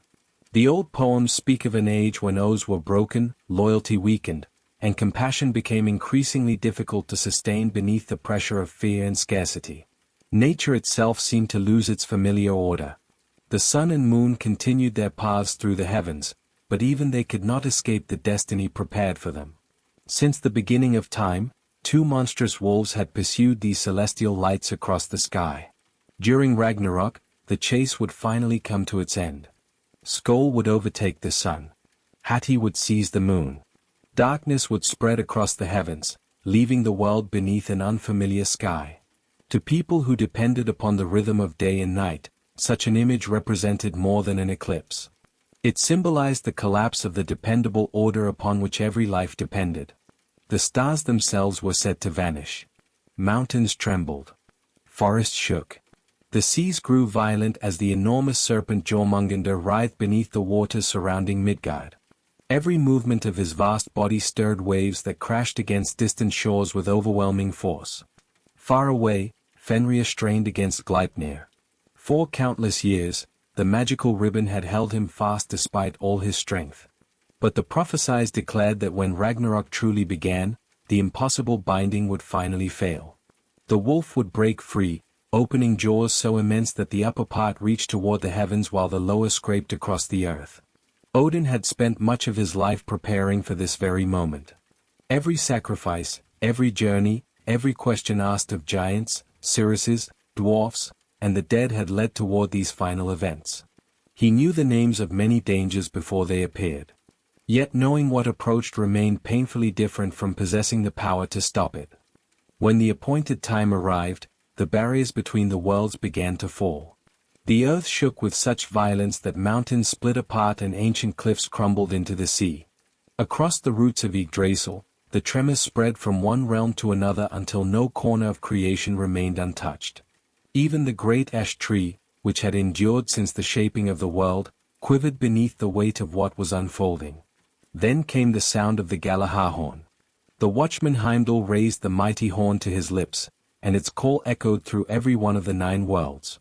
Gods, giants, dwarfs, elves, and the dead all heard the same unmistakable signal. The long-awaited hour had finally arrived. Odin answered without hesitation. He armed himself for the last time, taking up the spear Gungnir that had never failed its mark.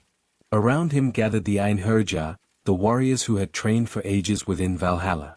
Countless battles had prepared them for this single day, and now they marched beside the god who had chosen them from among the fallen generations of humankind. Before riding into battle, Odin sought one final piece of counsel. The ancient poems tell us that he traveled once more to Mimir's well.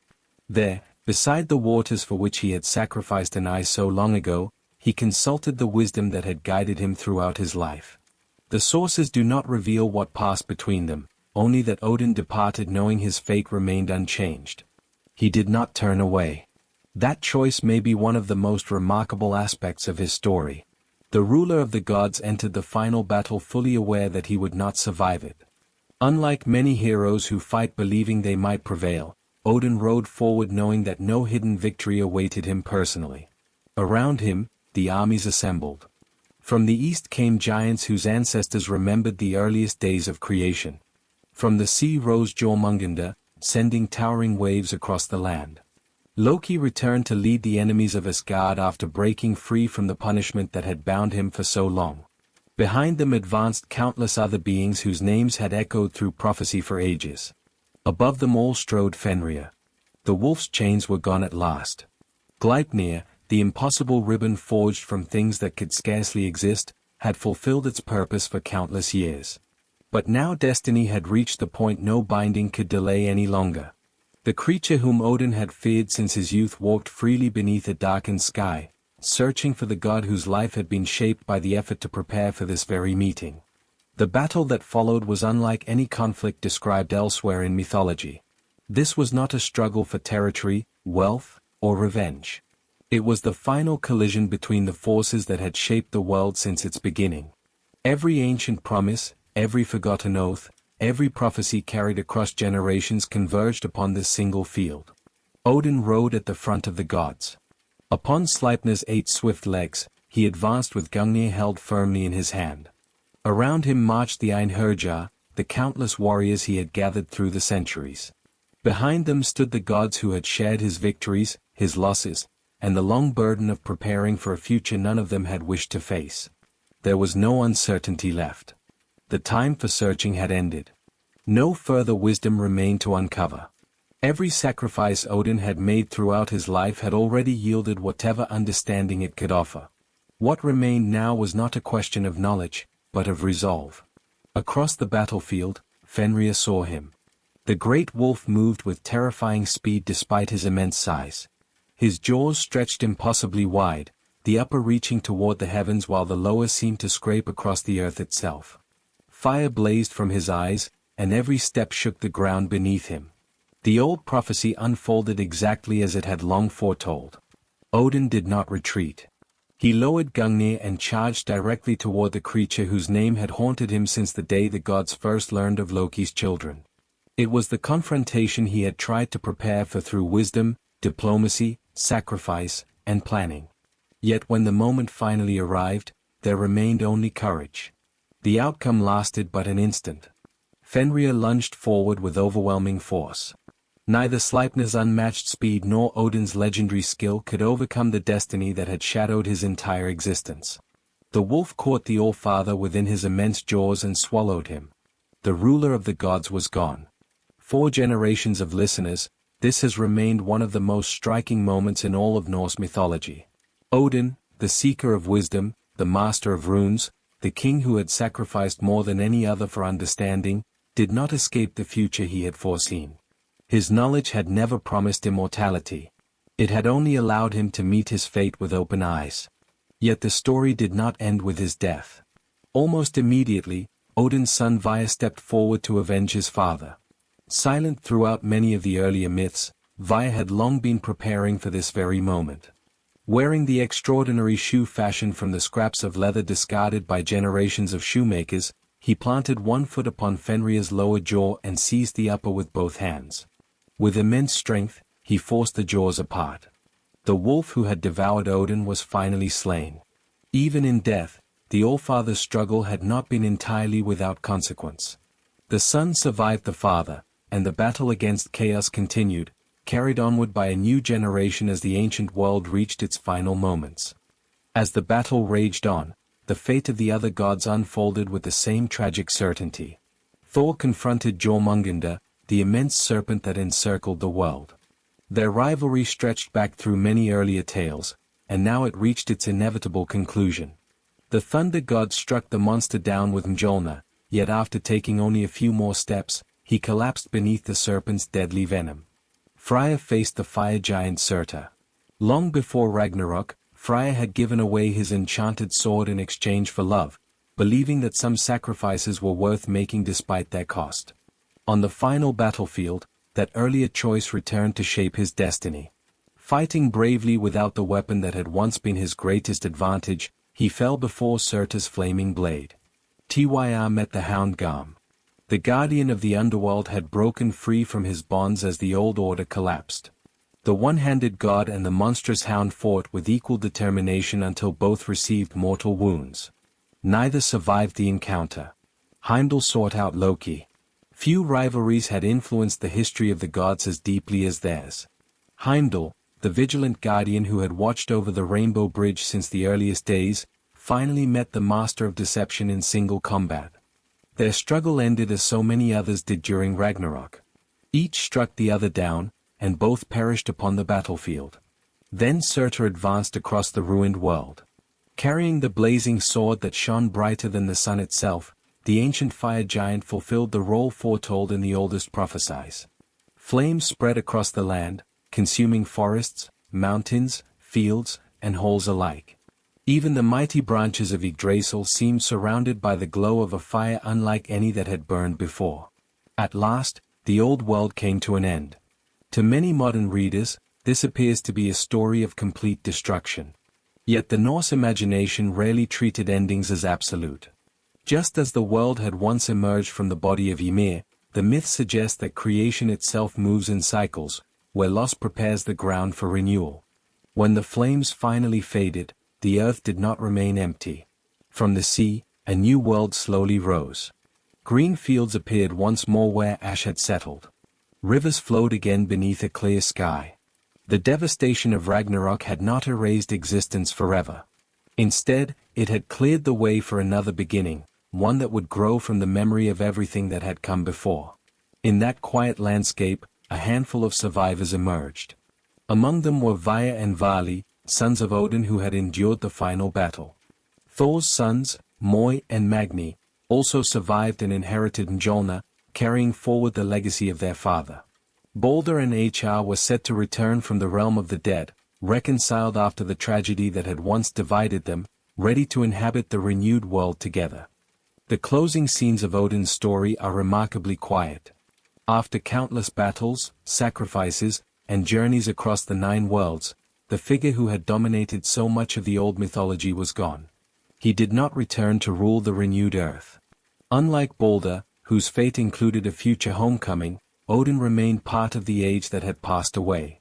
Perhaps that is fitting. Throughout his life, he had never sought comfort or permanence. Again and again, he chose difficult paths over easy ones, uncertain knowledge over reassuring ignorance, and responsibility over peace. Every sacrifice he made reflected the same conviction, that understanding the truth mattered, even when the truth carried unbearable weight. This may explain why Odin continues to fascinate people more than 1,000 years after the last pagan temples of Scandinavia fell silent. He is not an uncomplicated hero. At times he appears generous, inspiring, and endlessly curious. At others, he is ruthless, secretive, and willing to accept terrible costs in pursuit of wisdom. The myths never ask us to admire him without question. Instead, they present a figure whose greatness and flaws are inseparable. The medieval poets who preserved these traditions understood that complexity. They did not portray their highest god as all-powerful or infallible. Instead, they imagined a ruler who could be deceived, who mourned, who worried, who made painful mistakes, and who ultimately met the very fate he had spent his life trying to understand. In many ways, those weaknesses make him feel more human than divine. His ravens still symbolize thought and memory. His missing eye reminds us that every meaningful insight carries a price.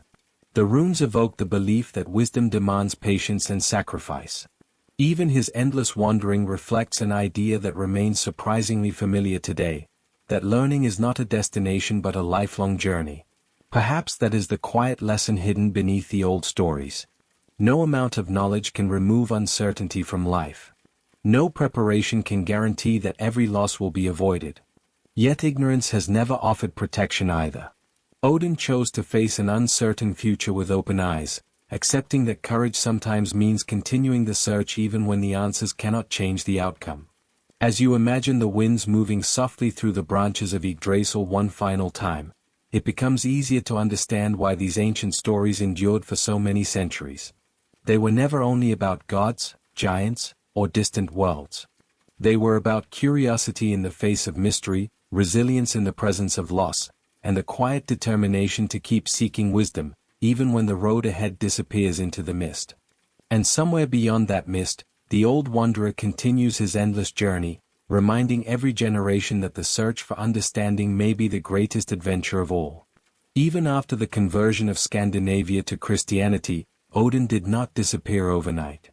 For generations, the old stories continued to be told beside winter fires, repeated by travelers, remembered in poems, and preserved within the memories of families whose ancestors had once offered sacrifices in his name.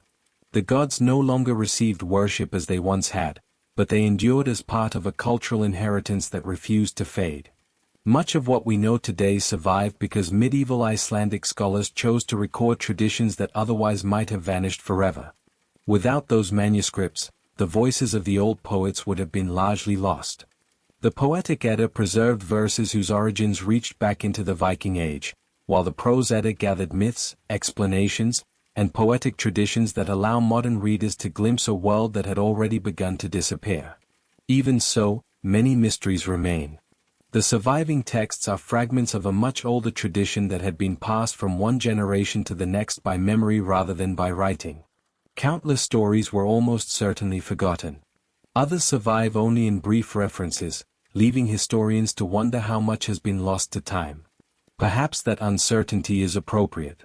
A god who devoted his existence to pursuing knowledge was never meant to be understood completely. Every answer uncovered another question. Every journey revealed another road stretching beyond the horizon. In that sense, the gaps in the surviving myths almost seem like part of Odin's legacy. Today, his image appears in literature, art, archaeology, films, music, and historical research across the world. Yet behind every modern interpretation stands the same ancient figure, the one-eyed wanderer in a broad-brimmed hat, accompanied by two ravens, carrying a spear, forever traveling in search of wisdom that always lies just beyond reach. If these stories have endured for more than 1,000 years, it is not because they promise easy answers. They endure because they ask timeless questions. What is worth sacrificing to understand the world? How should we live when the future cannot be controlled? Is wisdom measured by what we know, or by our willingness to keep learning despite knowing that certainty will always remain beyond us? As the night grows quieter and the branches of Yggdrasil fade gently into the darkness of imagination, you can leave the old wanderer where the poets so often found him, walking calmly along an endless road, with Hugin and Munin circling overhead, content to continue searching, one thoughtful step at a time. Long after the last skald had finished reciting these tales, long after the old temples had fallen silent beneath northern skies, the memory of Odin continued to travel. It moved not through armies or kingdoms, but through stories. Each generation reshaped them slightly, adding new interpretations while preserving the questions that had always rested at their heart. In that way, the Allfather achieved a different kind of immortality, not by escaping death, but by remaining present wherever people sought meaning in the past. Modern historians approach these myths with care. They compare manuscripts, study archaeological discoveries, examine place names, and search for fragments preserved in forgotten verses. Rarely do they expect to uncover one final, complete version of the stories. Instead, they patiently assemble countless small pieces, much as the old poets once gathered memories from those who came before them. That quiet search has something deeply Odinic about it. It asks for patience rather than certainty. It rewards curiosity more often than confidence. Every new discovery answers one question while opening several more, reminding us that history, like mythology, is rarely a finished book. Perhaps that is why Odin remains such a compelling figure. He was never the strongest of the gods, nor the happiest, nor the most peaceful. He was the one who accepted that understanding demanded sacrifice, that leadership required difficult choices, and that wisdom often arrived hand in hand with sorrow. His story is not one of triumph over fate, but of meeting fate with dignity. And so, as the night settles completely around the great ash tree of imagination, the 9 worlds grow quiet once more. The ravens have returned to their master. The winds have softened among the branches of Yggdrasil. The echoes of horns, battles, and ancient songs fade gently into the distance until only silence remains. In that silence, the old wanderer finally rests, not because every mystery has been solved, but because the search itself has come to its natural end for tonight. Somewhere beyond the reach of memory and beyond the edge of the oldest stories, the road continues, waiting for another traveler willing to follow it beneath the stars. If you had stood in medieval Iceland on a winter evening, you might have heard these stories told not as distant fantasies, but as echoes of an older world. Families gathered inside longhouses while the wind swept across frozen fields. Firelight flickered against timber walls, and somewhere a skilled storyteller recited verses that had been carried from memory to memory for centuries. Every listener already knew the ending, yet they listened with the same quiet attention each time. That, perhaps, is the greatest strength of these ancient myths. Their purpose was never to surprise an audience with unexpected twists. Instead, they invited people to revisit familiar stories, discovering new meanings as they themselves grew older. A child might admire Odin's courage. An adult might recognize the burden of his responsibilities. An elder might understand the loneliness that often accompanies wisdom. The stories changed because the listeners changed. Across generations, the one-eyed wanderer became many things to many people: a god, a king, a magician, a seeker, a poet, a strategist, and, above all, a reminder that even the wisest among us must continue asking questions. Perhaps that is why his ravens were named Thought and Memory. Thought looks forward, searching for new understanding. Memory looks backward, preserving what has already been learned. Neither is complete without the other. Together they represent the balance that every society needs if it hopes to carry its knowledge from one generation to the next. As the fire burns lower and the night grows still, it is easy to imagine those ravens taking flight once again. They disappear into the darkness above forests, mountains, and quiet seas, carrying with them the countless stories that human beings have told in an effort to understand themselves. Some are remembered clearly. Others fade with time. Yet each leaves behind a small trace, joining the long chain of memory that stretches from the distant past into the present. And with that final image, the old roads of the north grow silent once more, leaving only the gentle whisper of the wind through the branches of Yggdrasil, where every ending has always carried the quiet promise that somewhere, beyond the horizon, another story is waiting to begin. As dawn slowly approaches in imagination, one final thought lingers beneath the branches of Yggdrasil. The Norse poets never asked their listeners to believe that wisdom could erase suffering. Instead, they suggested something quieter and perhaps more enduring: that understanding gives shape to courage. A person who knows that every life has an ending may choose to spend that life more thoughtfully, more generously, and with greater purpose. In that sense, Odin's greatest victory was never over giants or monsters. It was the example he left behind. He accepted that some questions would remain unanswered, that some losses could never be undone, and that even the highest wisdom would not grant escape from mortality. Yet he continued to learn, to travel, and to seek understanding until his final day. Across the centuries, that image has never entirely faded. It survives in weathered rune stones, in fragile medieval manuscripts, in archaeological discoveries lifted from the Scandinavian earth, and in the quiet fascination of readers who still find themselves returning to these ancient tales. Each generation rediscovers the old wanderer in its own way, carrying forward a tradition that has already endured for more than a millennium. Perhaps that is the true magic of mythology. The stories themselves never stand still.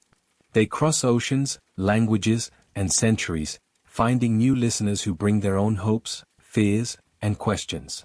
Though the world changes, the desire to understand our place within it remains remarkably constant. And so, with the stars fading above the northern sky, the great ash tree slowly disappears into the morning mist. The ravens have finished their flight. Sleipnir has carried his rider beyond the edge of sight. The echoes of ancient horns have grown quiet, replaced by the gentle sounds of wind moving through distant leaves. For now, the road is empty. But somewhere beyond the horizon of memory, where history and legend meet, the old wanderer is still walking with calm and patient steps, reminding anyone willing to listen that the search for wisdom is never truly finished. It is simply passed from one traveler to the next. And perhaps that is where the oldest stories have always found their deepest purpose. Not in convincing us that gods once walked the earth exactly as the poems describe, but in preserving the questions that every generation must eventually face for itself. How do we respond to uncertainty? What sacrifices are worth making? How should we use the limited time granted to us? The people who first shared these tales did not separate history, memory, and legend as neatly as we often try to do today. For them, the past was a living landscape, inhabited not only by ancestors but by ideas that continue to shape the present. Odin belonged to that landscape, standing as a symbol of relentless curiosity in a world where certainty was always beyond reach.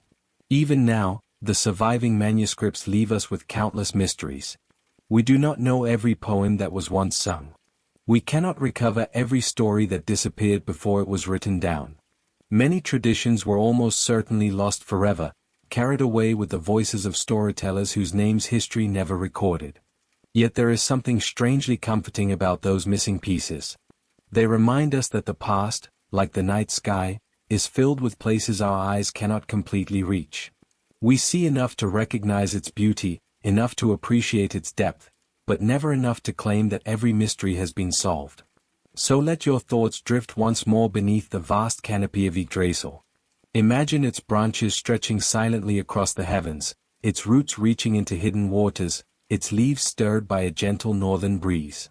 Somewhere upon those endless paths, a lone traveler continues onward, accompanied by the quiet beating of raven wings and the steady footsteps of a faithful horse. There is no urgency left now. Only stillness, the calm rhythm of ancient stories, and the quiet understanding that every journey, no matter how long, eventually fades into peaceful silence. And as the last echoes of the old world disappear into the distance, the wind carries them softly away, leaving only rest beneath the timeless branches of the world tree. For countless nights across the centuries, these stories have offered listeners the same quiet invitation. To slow their thoughts. To step away, if only for a little while, from the concerns of the present and wander instead through forests older than memory, across frost-covered mountains, and beneath skies where ravens traced silent circles above the world tree. There, time seemed to move differently. The hurried pace of ordinary life gave way to the steady rhythm of seasons, the crackling of distant fires, the whisper of wind through pine branches, and the patient flow of rivers that had crossed the northern landscape since long before the first skald sang Odin's name. It is a landscape that asks for nothing. It does not demand certainty, nor perfect understanding. It simply exists, vast and unhurried, inviting each traveler to walk a little farther before resting beneath its ancient trees. Perhaps that is why the old myths remain so comforting. Not because they resolve every mystery, but because they remind us that mystery itself has always been part of being human. Long before modern cities, before libraries, before written history, people looked into the darkness beyond the firelight and wondered what waited there. Those questions still accompany us. Only the forms have changed. The stars remain above us. The seasons continue their quiet turning. Memory passes from one generation to the next, just as Hugin and Munin carried their observations back to the old wanderer at the end of every day. And now, the night itself grows still. The branches of Yggdrasil fade into the darkness. The halls of Asgard become distant echoes. The footsteps of Sleipnir disappear beyond the mist, softer and softer, until they can no longer be heard.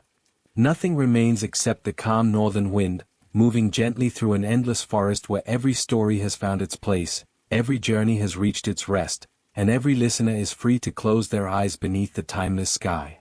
Beyond the myths themselves, there is one final image worth carrying into the quiet. Imagine the first light of morning touching the fjords of Scandinavia. The mist lifts slowly from the water. Pine forests stand motionless along the mountainsides, and the sea reflects a pale northern sky that has witnessed thousands of years of changing seasons.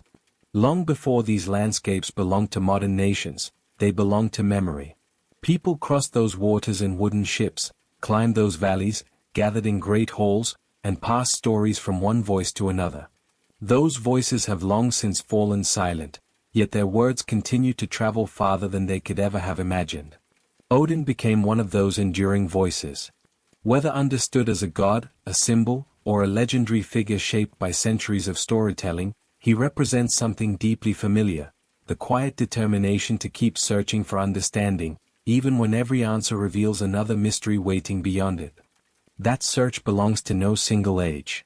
It belonged to the poets who preserved these tales, to the scribes who carefully copied fading manuscripts, to the historians who still study fragments of old runic inscriptions, and to every curious mind that pauses to wonder how people once understood the world around them. As the final breeze moves gently through the branches of Yggdrasil, nothing more needs to be said. The ravens rest. The long road grows quiet. And somewhere, beyond the reach of history and beyond the edge of dreams, the old wanderer disappears once more into the northern mist, leaving behind only silence, wisdom, and the peaceful comfort of a story that has finally come to rest. And when the story has finally settled into silence, perhaps the greatest gift these ancient traditions offer is not certainty, but perspective. Empires rise and disappear. Languages change. Beliefs evolve. Even the mightiest kingdoms eventually become subjects of history rather than makers of it. Yet the human desire to understand where we come from and what gives meaning to our lives remains remarkably unchanged. The people who once looked toward Odin searched for answers in the same way that people today look toward history. They asked how the world began. They wondered why suffering existed. They sought courage in times of uncertainty and comfort in moments of loss. Their answers took the form of poetry, myth, and memory, woven together across generations until they became part of the cultural landscape of the North. Those stories have now reached their resting place. Not because every mystery has been solved, but because every journey deserves a moment of stillness before another begins. Like the calm surface of Mimir's well, they invite quiet reflection rather than hurried conclusions. So let the forests grow silent. Let the mountains stand beneath the fading stars. Let the rivers continue their patient course toward the sea. And let the old world tree remain where it has always stood in imagination, its branches stretching beyond sight, its roots disappearing into hidden depths, while the gentle northern wind carries the last echoes of forgotten songs into the peaceful darkness. For tonight, the road has come to its end. And in that quiet ending, there is more than enough room for rest. And so the long northern night grows completely still. The stars continue their slow passage across the sky, just as they did for the countless generations who first imagined these stories. The forests breathe quietly beneath the moonlight. The sea rises and falls with an unhurried rhythm, untouched by the concerns of those who watch from the shore. Somewhere beyond the distant mountains, the first hint of dawn waits patiently. There is no need to hurry toward it.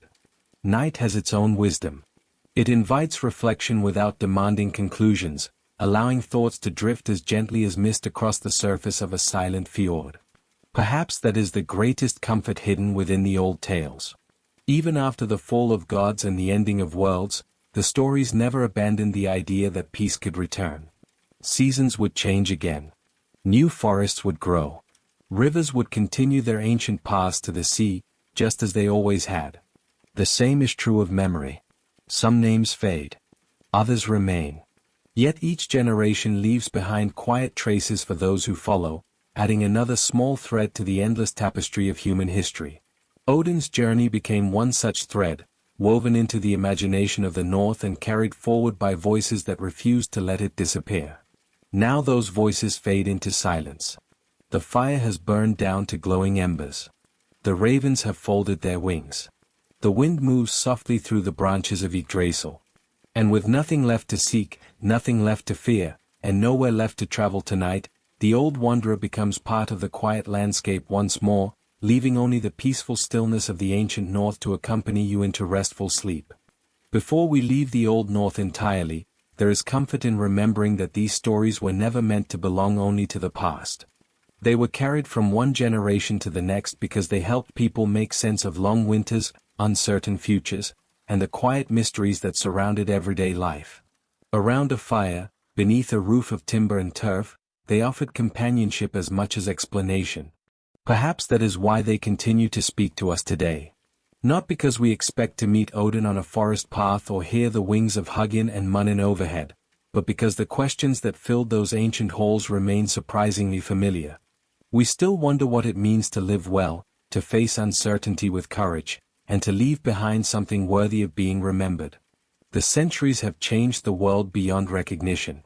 The ships of the Vikings have become museum pieces. The rune stones stand weathered beneath open skies. The voices of the skalds have faded into history. Yet the quiet curiosity that inspired those stories has never disappeared. It passes gently from one mind to another. Just as the ravens carried thought and memory across the 9 worlds, every generation carries forward a small part of the wisdom, imagination, and experience of those who came before. In that way, the journey never truly ends. It simply continues in different hands. Now, the northern sky grows pale with the promise of morning. The stars slowly retreat beyond the soft light on the horizon. A cool breeze stirs the branches of the great ash tree one final time, and somewhere far away, unseen waters move steadily toward the sea, just as they have for thousands of years. There is nothing left to add. Only the peaceful silence that follows an old story well told, inviting both storyteller and listener to rest, while the ancient world settles quietly into memory, where it has patiently waited through the centuries, and where it will always remain for those who choose, someday, to wander its timeless paths once again. And if, many years from now, someone were to ask why the story of Odin has never truly been forgotten, the answer might be surprisingly simple. Because it speaks to something older than kingdoms and older than written history. It speaks to the quiet part of the human mind that has always looked beyond the next hill, beyond the next season, beyond the next generation, wondering what truths might still be waiting there. That quiet curiosity has survived every age. It survived the passing of the Viking world. It survived changing beliefs, changing languages, and changing ideas about the past. It remains alive wherever someone opens an old manuscript, studies a weathered rune stone, or simply pauses to imagine the northern forests where these stories were once shared beneath winter skies. The old wanderer would likely have approved. Not because every mystery has been solved, but because people never stopped searching. The questions changed with time, yet the desire to understand the world remained exactly as strong as it had been in the age of the skalds. Now the search can rest. The wind has become almost silent among the branches of Yggdrasil. The waters of Mimir's well lie perfectly still. No raven crosses the sky, no horn sounds in the distance, and no footsteps disturb the ancient paths. Only peace remains. A peaceful northern landscape. A quiet forest. A sky slowly brightening beyond the mountains. And somewhere, beyond memory and beyond history, the last echo of an old storyteller gently fades away, leaving the timeless world of Odin wrapped once more in silence, where it may rest undisturbed until another quiet evening invites the story to be told again. As the story finally disappears into the quiet, one image remains. An old traveler walking alone beneath towering trees, unhurried and unafraid. The road ahead bends gently beyond the hills, disappearing into morning mist. He does not know every answer waiting beyond the horizon, and perhaps he never will. Still, his pace never falters. That is enough. Around him, the natural world continues as it always has. Streams wind patiently through the valleys. Moss softens ancient stones. Birds greet the first light of day without concern for the passing of centuries. The forests remember nothing, and yet they preserve everything. The stories, too, become part of that landscape. Not fixed forever, but living quietly within memory, changing a little each time they are shared, while holding on to the questions that first gave them life. In that way, they resemble the branches of Yggdrasil itself, always growing, always reaching, while remaining rooted in the distant past. Now the last embers fade. The halls of Asgard have slipped beyond sight. The ravens have vanished into the pale northern sky. The footsteps of the wanderer can no longer be heard. Only the gentle sound of the wind remains, moving through endless trees beneath a calm Scandinavian dawn, carrying with it the peaceful silence that follows every long journey, every ancient tale, and every quiet night well spent. With that, the old road disappears into the distance. The mist settles gently across the valleys, softening every outline until forests, mountains, and rivers seem to blend into one quiet landscape. The world no longer asks questions. It simply exists, calm and timeless, as it has through countless changing seasons. Somewhere beyond the trees, unseen but never forgotten, Yggdrasil continues to stand. Its roots reach into hidden depths. Its branches stretch farther than any traveler could ever follow. Birds perch among its leaves, the wind moves patiently through its canopy, and life continues with the same quiet rhythm that inspired these stories so many centuries ago. Perhaps that is the final comfort these myths offer. Not that everything lasts forever, but that every ending becomes part of something larger. Leaves fall so that new ones may grow. Long winters give way to spring. Old stories become memories, and memories become traditions carried gently from one generation to the next. Tonight, this story joins them. It asks for nothing more than a quiet place to rest, alongside the countless tales that have crossed oceans of time to reach the present day. It leaves behind no urgency, no unfinished journey, only the peaceful feeling of having wandered for a while through an ancient world before finding the path home again. The northern wind grows softer. The sky brightens little by little. The forests become still. And at last, even the faintest echoes of the old wanderer's footsteps disappear completely, leaving only silence beneath the endless branches of the world tree, where every story, in its own time, is gently carried into peaceful sleep. There is nothing left to chase now. No hidden prophecy waits beyond the next hill. No forgotten rune lies buried beneath the roots of an ancient tree. The long journey through the world of Odin has reached the quiet place where every path eventually leads, a place where stories no longer ask to be followed, only remembered. The morning breeze moves gently across the northern landscape. It carries the scent of pine forests, cold rivers, and distant mountains that have stood through thousands of winters. The same wind once brushed the sails of Viking ships, crossed lonely valleys, and stirred the branches beneath which poets quietly repeated these old tales. Now it passes without hurry.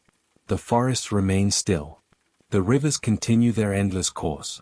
The sky slowly brightens above the silent hills. And somewhere, beyond history, beyond memory, and beyond the last surviving verse, the old world rests exactly where it belongs, not lost, but peacefully waiting in the imagination of anyone who chooses to wander there again. For tonight, however, there is no need to wander any farther. The road has become quiet. The wind has become soft. The story has become silence.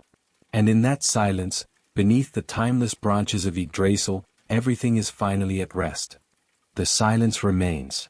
Not an empty silence, but the peaceful kind that settles over a landscape after every traveler has gone home. The forests no longer wait for footsteps. The rivers no longer carry the echoes of distant horns. Even the wind seems content simply to move through the branches without disturbing them. far to the north, the light continues its gentle arrival. It touches the tops of the mountains first, then the quiet lakes below, and finally the narrow paths that disappear into the trees. Those paths have welcomed countless generations, hunters, farmers, sailors, poets, and dreamers, each leaving behind only the faintest trace before becoming part of the long story of time. History moves in much the same way. It rarely announces itself with great fanfare. More often, it advances through ordinary lives, remembered for a little while, then gently folded into memory. The Old Norse world became part of that larger current, not erased, but carried forward in fragments of poetry, weathered stones, and stories quietly passed from one voice to another. Now those voices, too, have grown still. The pages close. The embers cool. The morning sky brightens. And beneath the endless branches of the world tree, where imagination and history have walked side by side for a little while, only a deep and gentle calm remains, inviting every wandering thought to rest as peacefully as the ancient forests themselves. And so the last traces of the journey dissolve into the quiet of a new day. The mountains remain where they have always been, patient beneath the northern sky. The rivers continue toward the sea without haste, and the forests stand in peaceful silence, indifferent to the passing of centuries. Nature asks for no explanation. It simply continues, season after season, just as it did long before these stories were first spoken. Perhaps that quiet continuity is the oldest lesson of all. Human lives are brief. Kingdoms rise and disappear. Even the greatest names slowly become part of history. Yet the world endures, carrying with it the memories of those who once walked its paths, leaving gentle echoes that can still be heard by anyone willing to listen closely. Odin has become one of those echoes. Not a voice demanding attention, but a distant reminder that curiosity is one of humanity's oldest companions. His journey has ended, yet the questions he pursued remain as timeless as the stars that watched over the northern world for countless generations. Now the stars have faded. The dawn has fully arrived. The wind has become still. The world tree rests beneath a pale morning sky, its branches stretching beyond sight, peaceful and unmoving. There is nowhere else to travel. Nothing more to discover.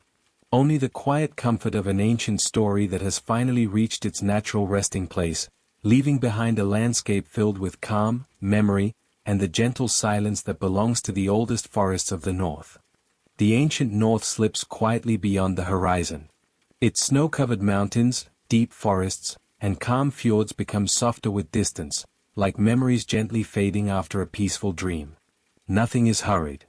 Nothing asks to be remembered perfectly. The landscape simply rests, as it has rested through countless generations. Somewhere, unseen beneath the roots of the world tree, clear water continues to flow. The streams that nourish the oldest myths never truly stop. They move silently through the imagination, carrying fragments of forgotten songs, weathered runes, and quiet reflections toward an endless sea of memory. Perhaps that is where every story finally belongs. Not held tightly, but allowed to drift gently into stillness, where its meaning settles naturally with time. There is no need to search for another ending. This one has already arrived, as softly as falling snow across an empty northern valley. The wind grows calm. The trees stand unmoving. The sky brightens with the gentle light of morning. And with the peaceful silence of the ancient world surrounding everything once more, the journey comes to rest, leaving only the quiet comfort of knowing that, somewhere beyond sight, the old forests continue to breathe beneath the endless Scandinavian sky. Now, only the quiet remains. The long path through the world of Odin has gently faded behind us, leaving no urgency, no unanswered task, and no need to continue walking. Like footprints in fresh snow slowly disappearing beneath a light breeze, the story settles naturally into memory. Across the north, another peaceful morning begins. Light reflects from still lakes. Pines cast long shadows across the forest floor. A distant waterfall keeps the same calm rhythm it has kept for thousands of years, unconcerned with the passing of kingdoms, beliefs, or generations. The ancient storytellers would have understood that feeling. Every tale eventually reaches the moment when words are no longer needed. After the final verse comes silence, and within that silence each listener carries away something different, a thought, an image, a question, or simply the quiet comfort of having traveled for a while through another place and another time. The forests ask for nothing more. The mountains remain patient. The rivers continue to flow. The wind passes gently through the branches of the world tree, carrying no prophecy, no warning, and no message at all, only the peaceful sound of leaves moving together beneath an endless sky. And so the old wanderer is left where he has always belonged. Not at the end of a road, but somewhere beyond the next bend, where history slowly becomes legend, and legend slowly becomes memory. There he continues his quiet walk, unseen and unhurried, while the ancient north returns to stillness, and the last echoes of the story disappear into the soft silence of the morning. The journey has become part of the landscape now. Like an old trail through a quiet forest, it remains without asking to be followed. Moss slowly softens the stones. Small streams cross the path. Trees continue to grow toward the light, paying no attention to the centuries that have come and gone around them. This is how history often survives. Not as a single voice speaking loudly across time, but as countless gentle echoes carried from one generation to the next. A poem remembered. A rune carved into stone. A story whispered beside a winter fire. Together, they preserve worlds that might otherwise have disappeared forever. The world of Odin is one of those echoes. It reminds us that even the oldest myths were created by people trying to understand the same sky, the same changing seasons, and the same mysteries that continue to inspire wonder today. Though the names have changed, the desire to ask questions has remained remarkably constant. Now even those questions can rest. The forests are quiet. The rivers are calm. The mountains stand beneath a sky filled with soft morning light. Far beyond sight, the branches of Yggdrasil sway almost imperceptibly in a gentle breeze, while the last traces of the old wanderer's footsteps fade into the earth, leaving behind only peace, silence, and the enduring stillness of the ancient north. At last, there is only the quiet rhythm of the north. The forests breathe beneath the morning sky. Gentle mist rises from the rivers before slowly dissolving into the cool air. The sea reflects the pale light of dawn with the same calm it has shown through uncounted generations. No voices disturb the silence. No horns call across the valleys. No ravens circle overhead. The ancient world has settled peacefully into memory, where it asks for nothing more than to be remembered with patience and wonder. Perhaps every long story deserves such an ending. Not with spectacle, but with stillness. Not with one final revelation, but with the comforting understanding that some journeys remain meaningful precisely because they eventually come to rest. The old roads disappear beneath grass. The great halls return to the imagination. The names of gods become whispers carried gently through history. And the endless branches of Yggdrasil remain where they have always been, stretching silently across the heavens, untouched by the passing of centuries, sheltering every forgotten tale beneath their timeless canopy. Now, even the wind grows quiet. The mountains watch over sleeping forests. The rivers continue their patient course toward the sea. The first birds welcome the morning. And somewhere, beyond the reach of memory, beyond history, beyond even the oldest poem ever written, the peaceful silence of the ancient north endures, inviting every wandering thought to slow, to soften, and finally to rest. The day has fully arrived. Soft light rests upon the quiet valleys, and the shadows of the pines grow shorter with each passing moment.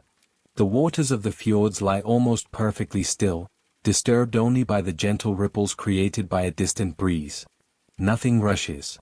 Nothing demands attention. The old stories now belong to the landscape. Like mountains shaped by ancient ice or rivers that patiently carved their paths through stone, they have become part of the memory of the North. They remain without insisting upon belief, offering instead a quiet place where imagination and history may rest beside one another. Perhaps that is the finest way to leave them. Not with certainty, but with gratitude for the generations who carried these tales through long winters, across rough seas, and into fragile manuscripts that survived against remarkable odds. Because of them, voices separated from us by 1,000 years can still be heard, calm and unhurried, whenever we choose to listen. Now even those voices become distant. The forests return to silence. The mountains remain unchanged. The rivers continue their endless journey toward the sea. And above them all, The vast northern sky stretches without end, holding no prophecy, no question, and no destination, only the peaceful stillness that follows every long journey, every quiet evening, and every story that has gently found its place among the timeless memories of the ancient world. And with that, the ancient world grows quiet enough to disappear into the horizon. The forests remain where they have always stood, rooted deeply in the earth. The rivers continue their patient journey toward the sea. Above them, clouds drift slowly across a pale northern sky, unconcerned with the passing of years or the fading of old kingdoms. Nothing asks to be remembered perfectly. The myths have never depended upon perfect memory. They have survived because each generation found something worth carrying forward, a lesson, an image, a question, or simply the comforting feeling of sitting beside a warm fire while the winter wind whispered outside. Now, the fire has burned low. The storyteller has fallen silent. The listeners have closed their eyes. Only the gentle sound of the wind remains, moving through pine branches with the same quiet rhythm it has kept since long before the first poem about Odin was ever spoken. There is no ending beyond this one. Only peaceful stillness. Only the calm landscape of the north resting beneath the morning light.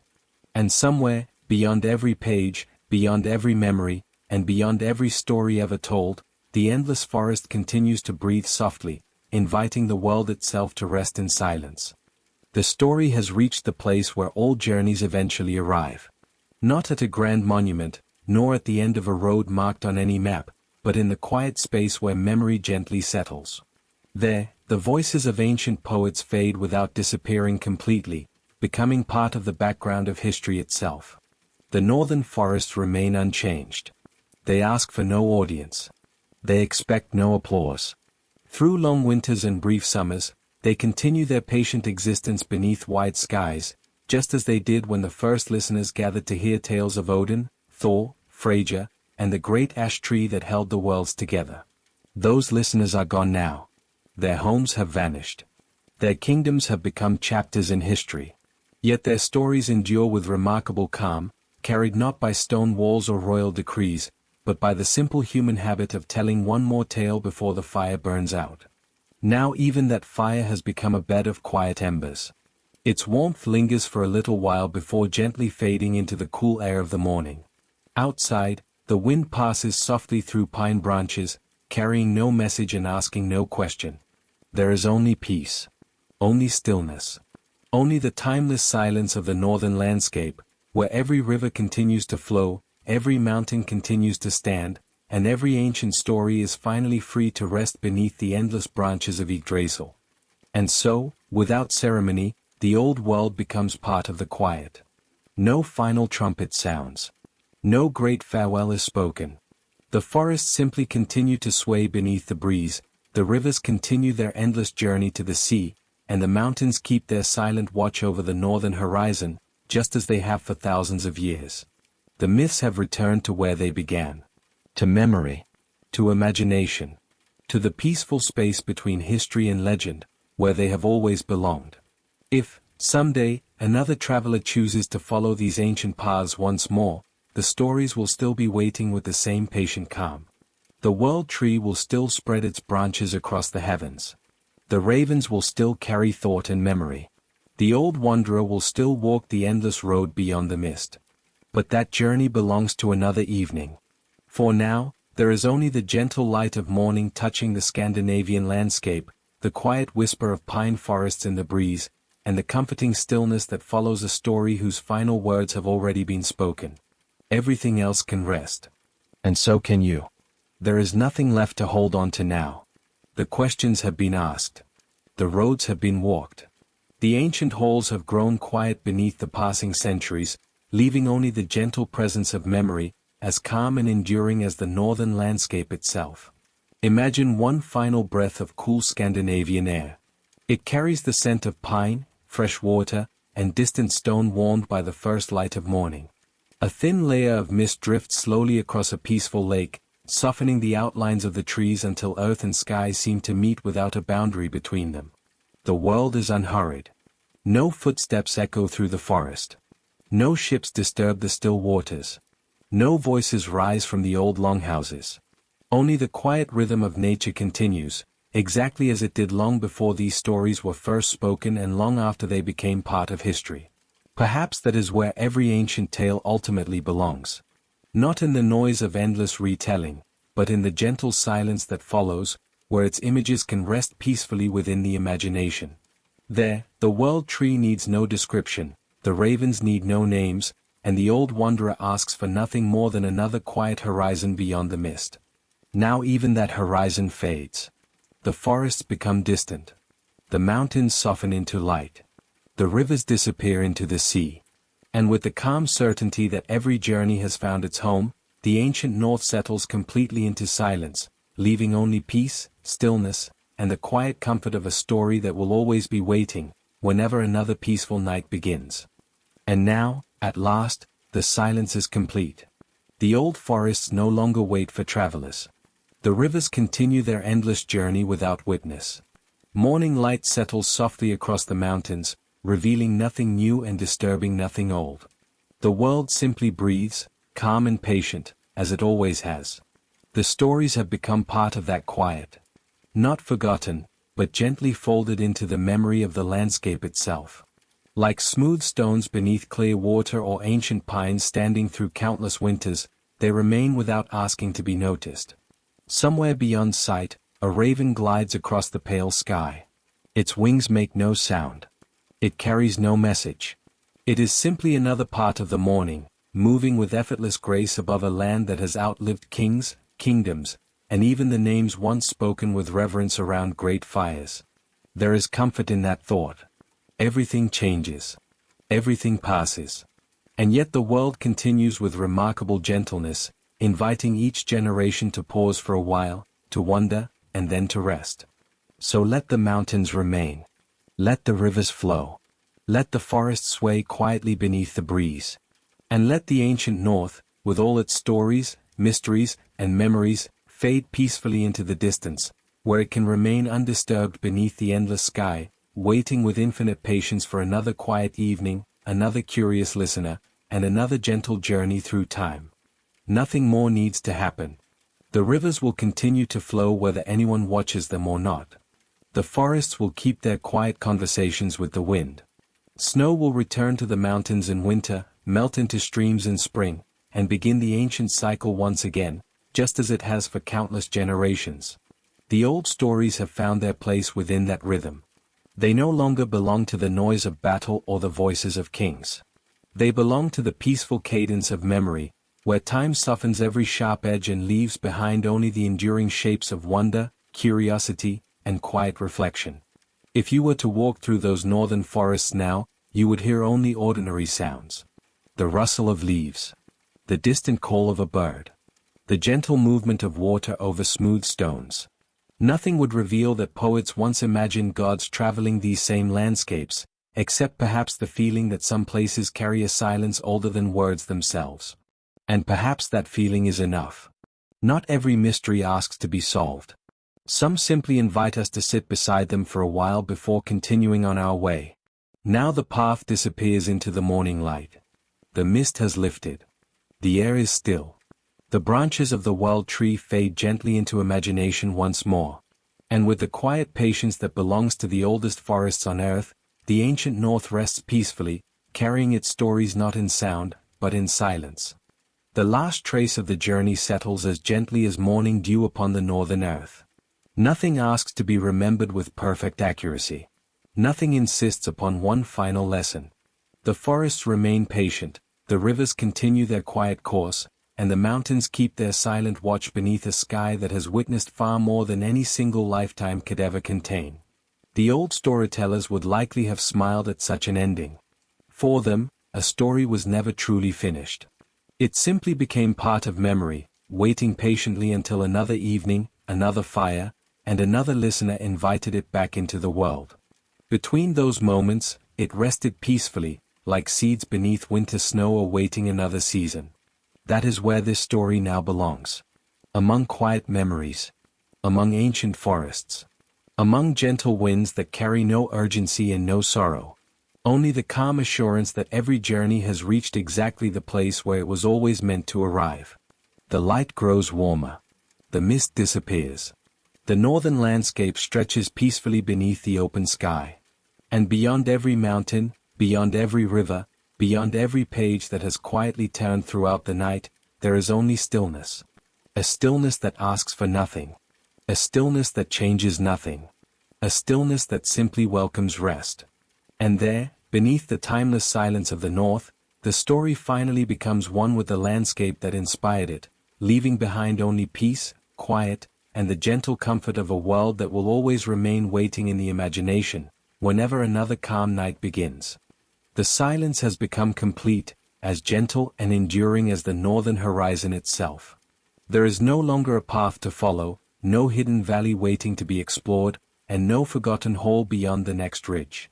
The journey has unfolded exactly as all long journeys should, slowly, patiently, and without ever asking more of the traveler than quiet attention. Far above the forests, the sky stretches without end. Clouds drift with effortless grace, casting soft shadows over rivers that have flowed since long before the first storyteller spoke Odin's name.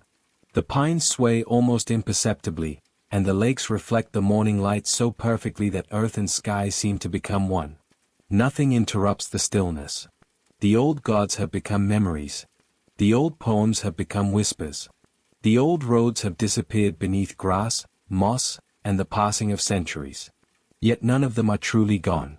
They remain where all meaningful stories remain, in the quiet places of the imagination, where they ask for nothing except a willing heart and an unhurried moment.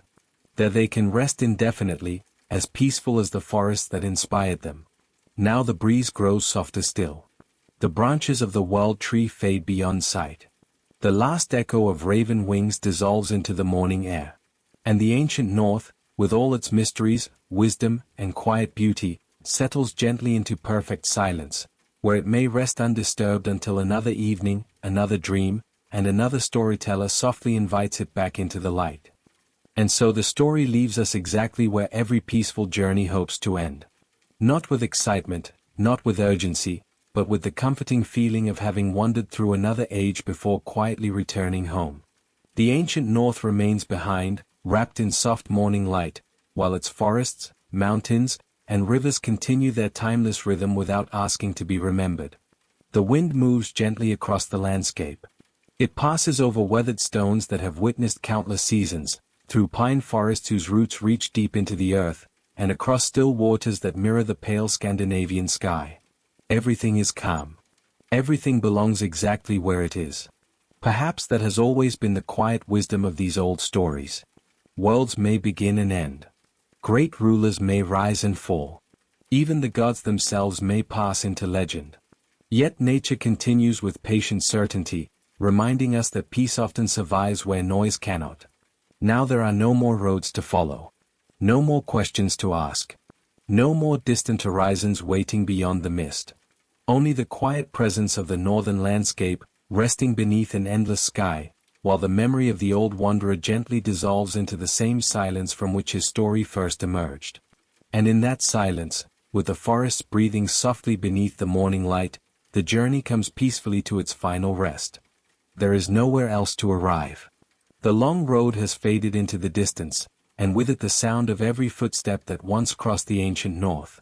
The forests stand quietly beneath the open sky, the rivers continue their patient course, and the mountains remain exactly as they have for ages, asking nothing of those who pause to look upon them. The stories are at peace now. They no longer seek listeners or storytellers. They rest gently within the landscape that inspired them, as natural as the wind moving through the pines or the mist rising from a still lake before sunrise. Time carries them softly forward, never hurried, never forgotten. If you could stand there for just a moment longer, you would notice how little the world asks of you. Only to breathe. Only to listen. Only to let the silence settle. The old wanderer has gone beyond the last hill. The ravens have folded their wings. The world tree stands in perfect stillness beneath the pale northern light. And all that remains is the quiet certainty that every story, once fully told, deserves to rest without another word, like a calm forest after the wind has passed, leaving only peace beneath an endless Scandinavian sky. And so, without any need for farewell, the ancient world simply remains. It remains in quiet forests where morning mist lingers between the trees. It remains in the patient rhythm of rivers flowing toward distant seas. It remains beneath wide northern skies that have watched over countless generations without ever asking to be understood. Nothing more needs to be added. The journey has already offered every path it wished to share. Every question has found its resting place. Every image has softened into memory, like footprints slowly disappearing beneath fresh snow. Now the silence speaks for itself. The breeze moves gently across the branches. The water reflects the pale light of dawn. The earth rests peacefully beneath the endless sky. And somewhere, beyond the reach of words, beyond history, beyond even the oldest songs once carried by wandering skalds, there is only the calm stillness of the north, unchanging, unhurried, and timeless. Let it remain there. Quiet. Peaceful. Endless. As every good story eventually becomes. There is nowhere else to arrive. The long road has faded into the distance, and with it the sound of every footstep that once crossed the ancient north. The forests stand quietly beneath the open sky, the rivers continue their patient course, and the mountains remain exactly as they have for ages, asking nothing of those who pause to look upon them. The stories are at peace now. They no longer seek listeners or storytellers. They rest gently within the landscape that inspired them, as natural as the wind moving through the pines or the mist rising from a still lake before sunrise. Time carries them softly forward, never hurried, never forgotten. If you could stand there for just a moment longer, you would notice how little the world asks of you. Only to breathe. Only to listen. Only to let the silence settle. The old wanderer has gone beyond the last hill. The ravens have folded their wings. The world tree stands in perfect stillness beneath the pale northern light. And all that remains is the quiet certainty that every story, once fully told, deserves to rest without another word, like a calm forest after the wind has passed, leaving only peace beneath an endless Scandinavian sky.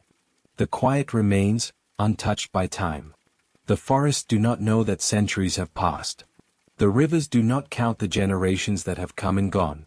Morning arrives as it always has, with soft light spreading slowly across the hills, warming stones that have rested in the same place since long before the oldest stories were ever told. In that peaceful landscape, memory needs no effort.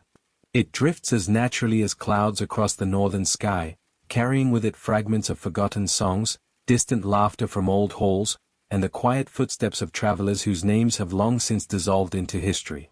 Nothing has truly vanished. It has only become quieter, gentler, more distant. Like the final notes of a melody that continue to linger long after the music itself has ended. The wind moves softly through the pines. The lakes remain perfectly still. The morning grows brighter with patient certainty. And beneath that endless Scandinavian sky, where the world tree exists only in imagination and ancient memory, there is nothing left except peace, the kind of peace that asks for no explanation, offers no conclusion, and remains long after every story has found its final place among the silent forests of the north. At last, the northern morning stands completely awake. The light is gentle rather than bright, spreading quietly across the valleys until every shadow softens into the landscape. The forests breathe with the slow rhythm they have always known. The rivers continue their endless conversation with the sea.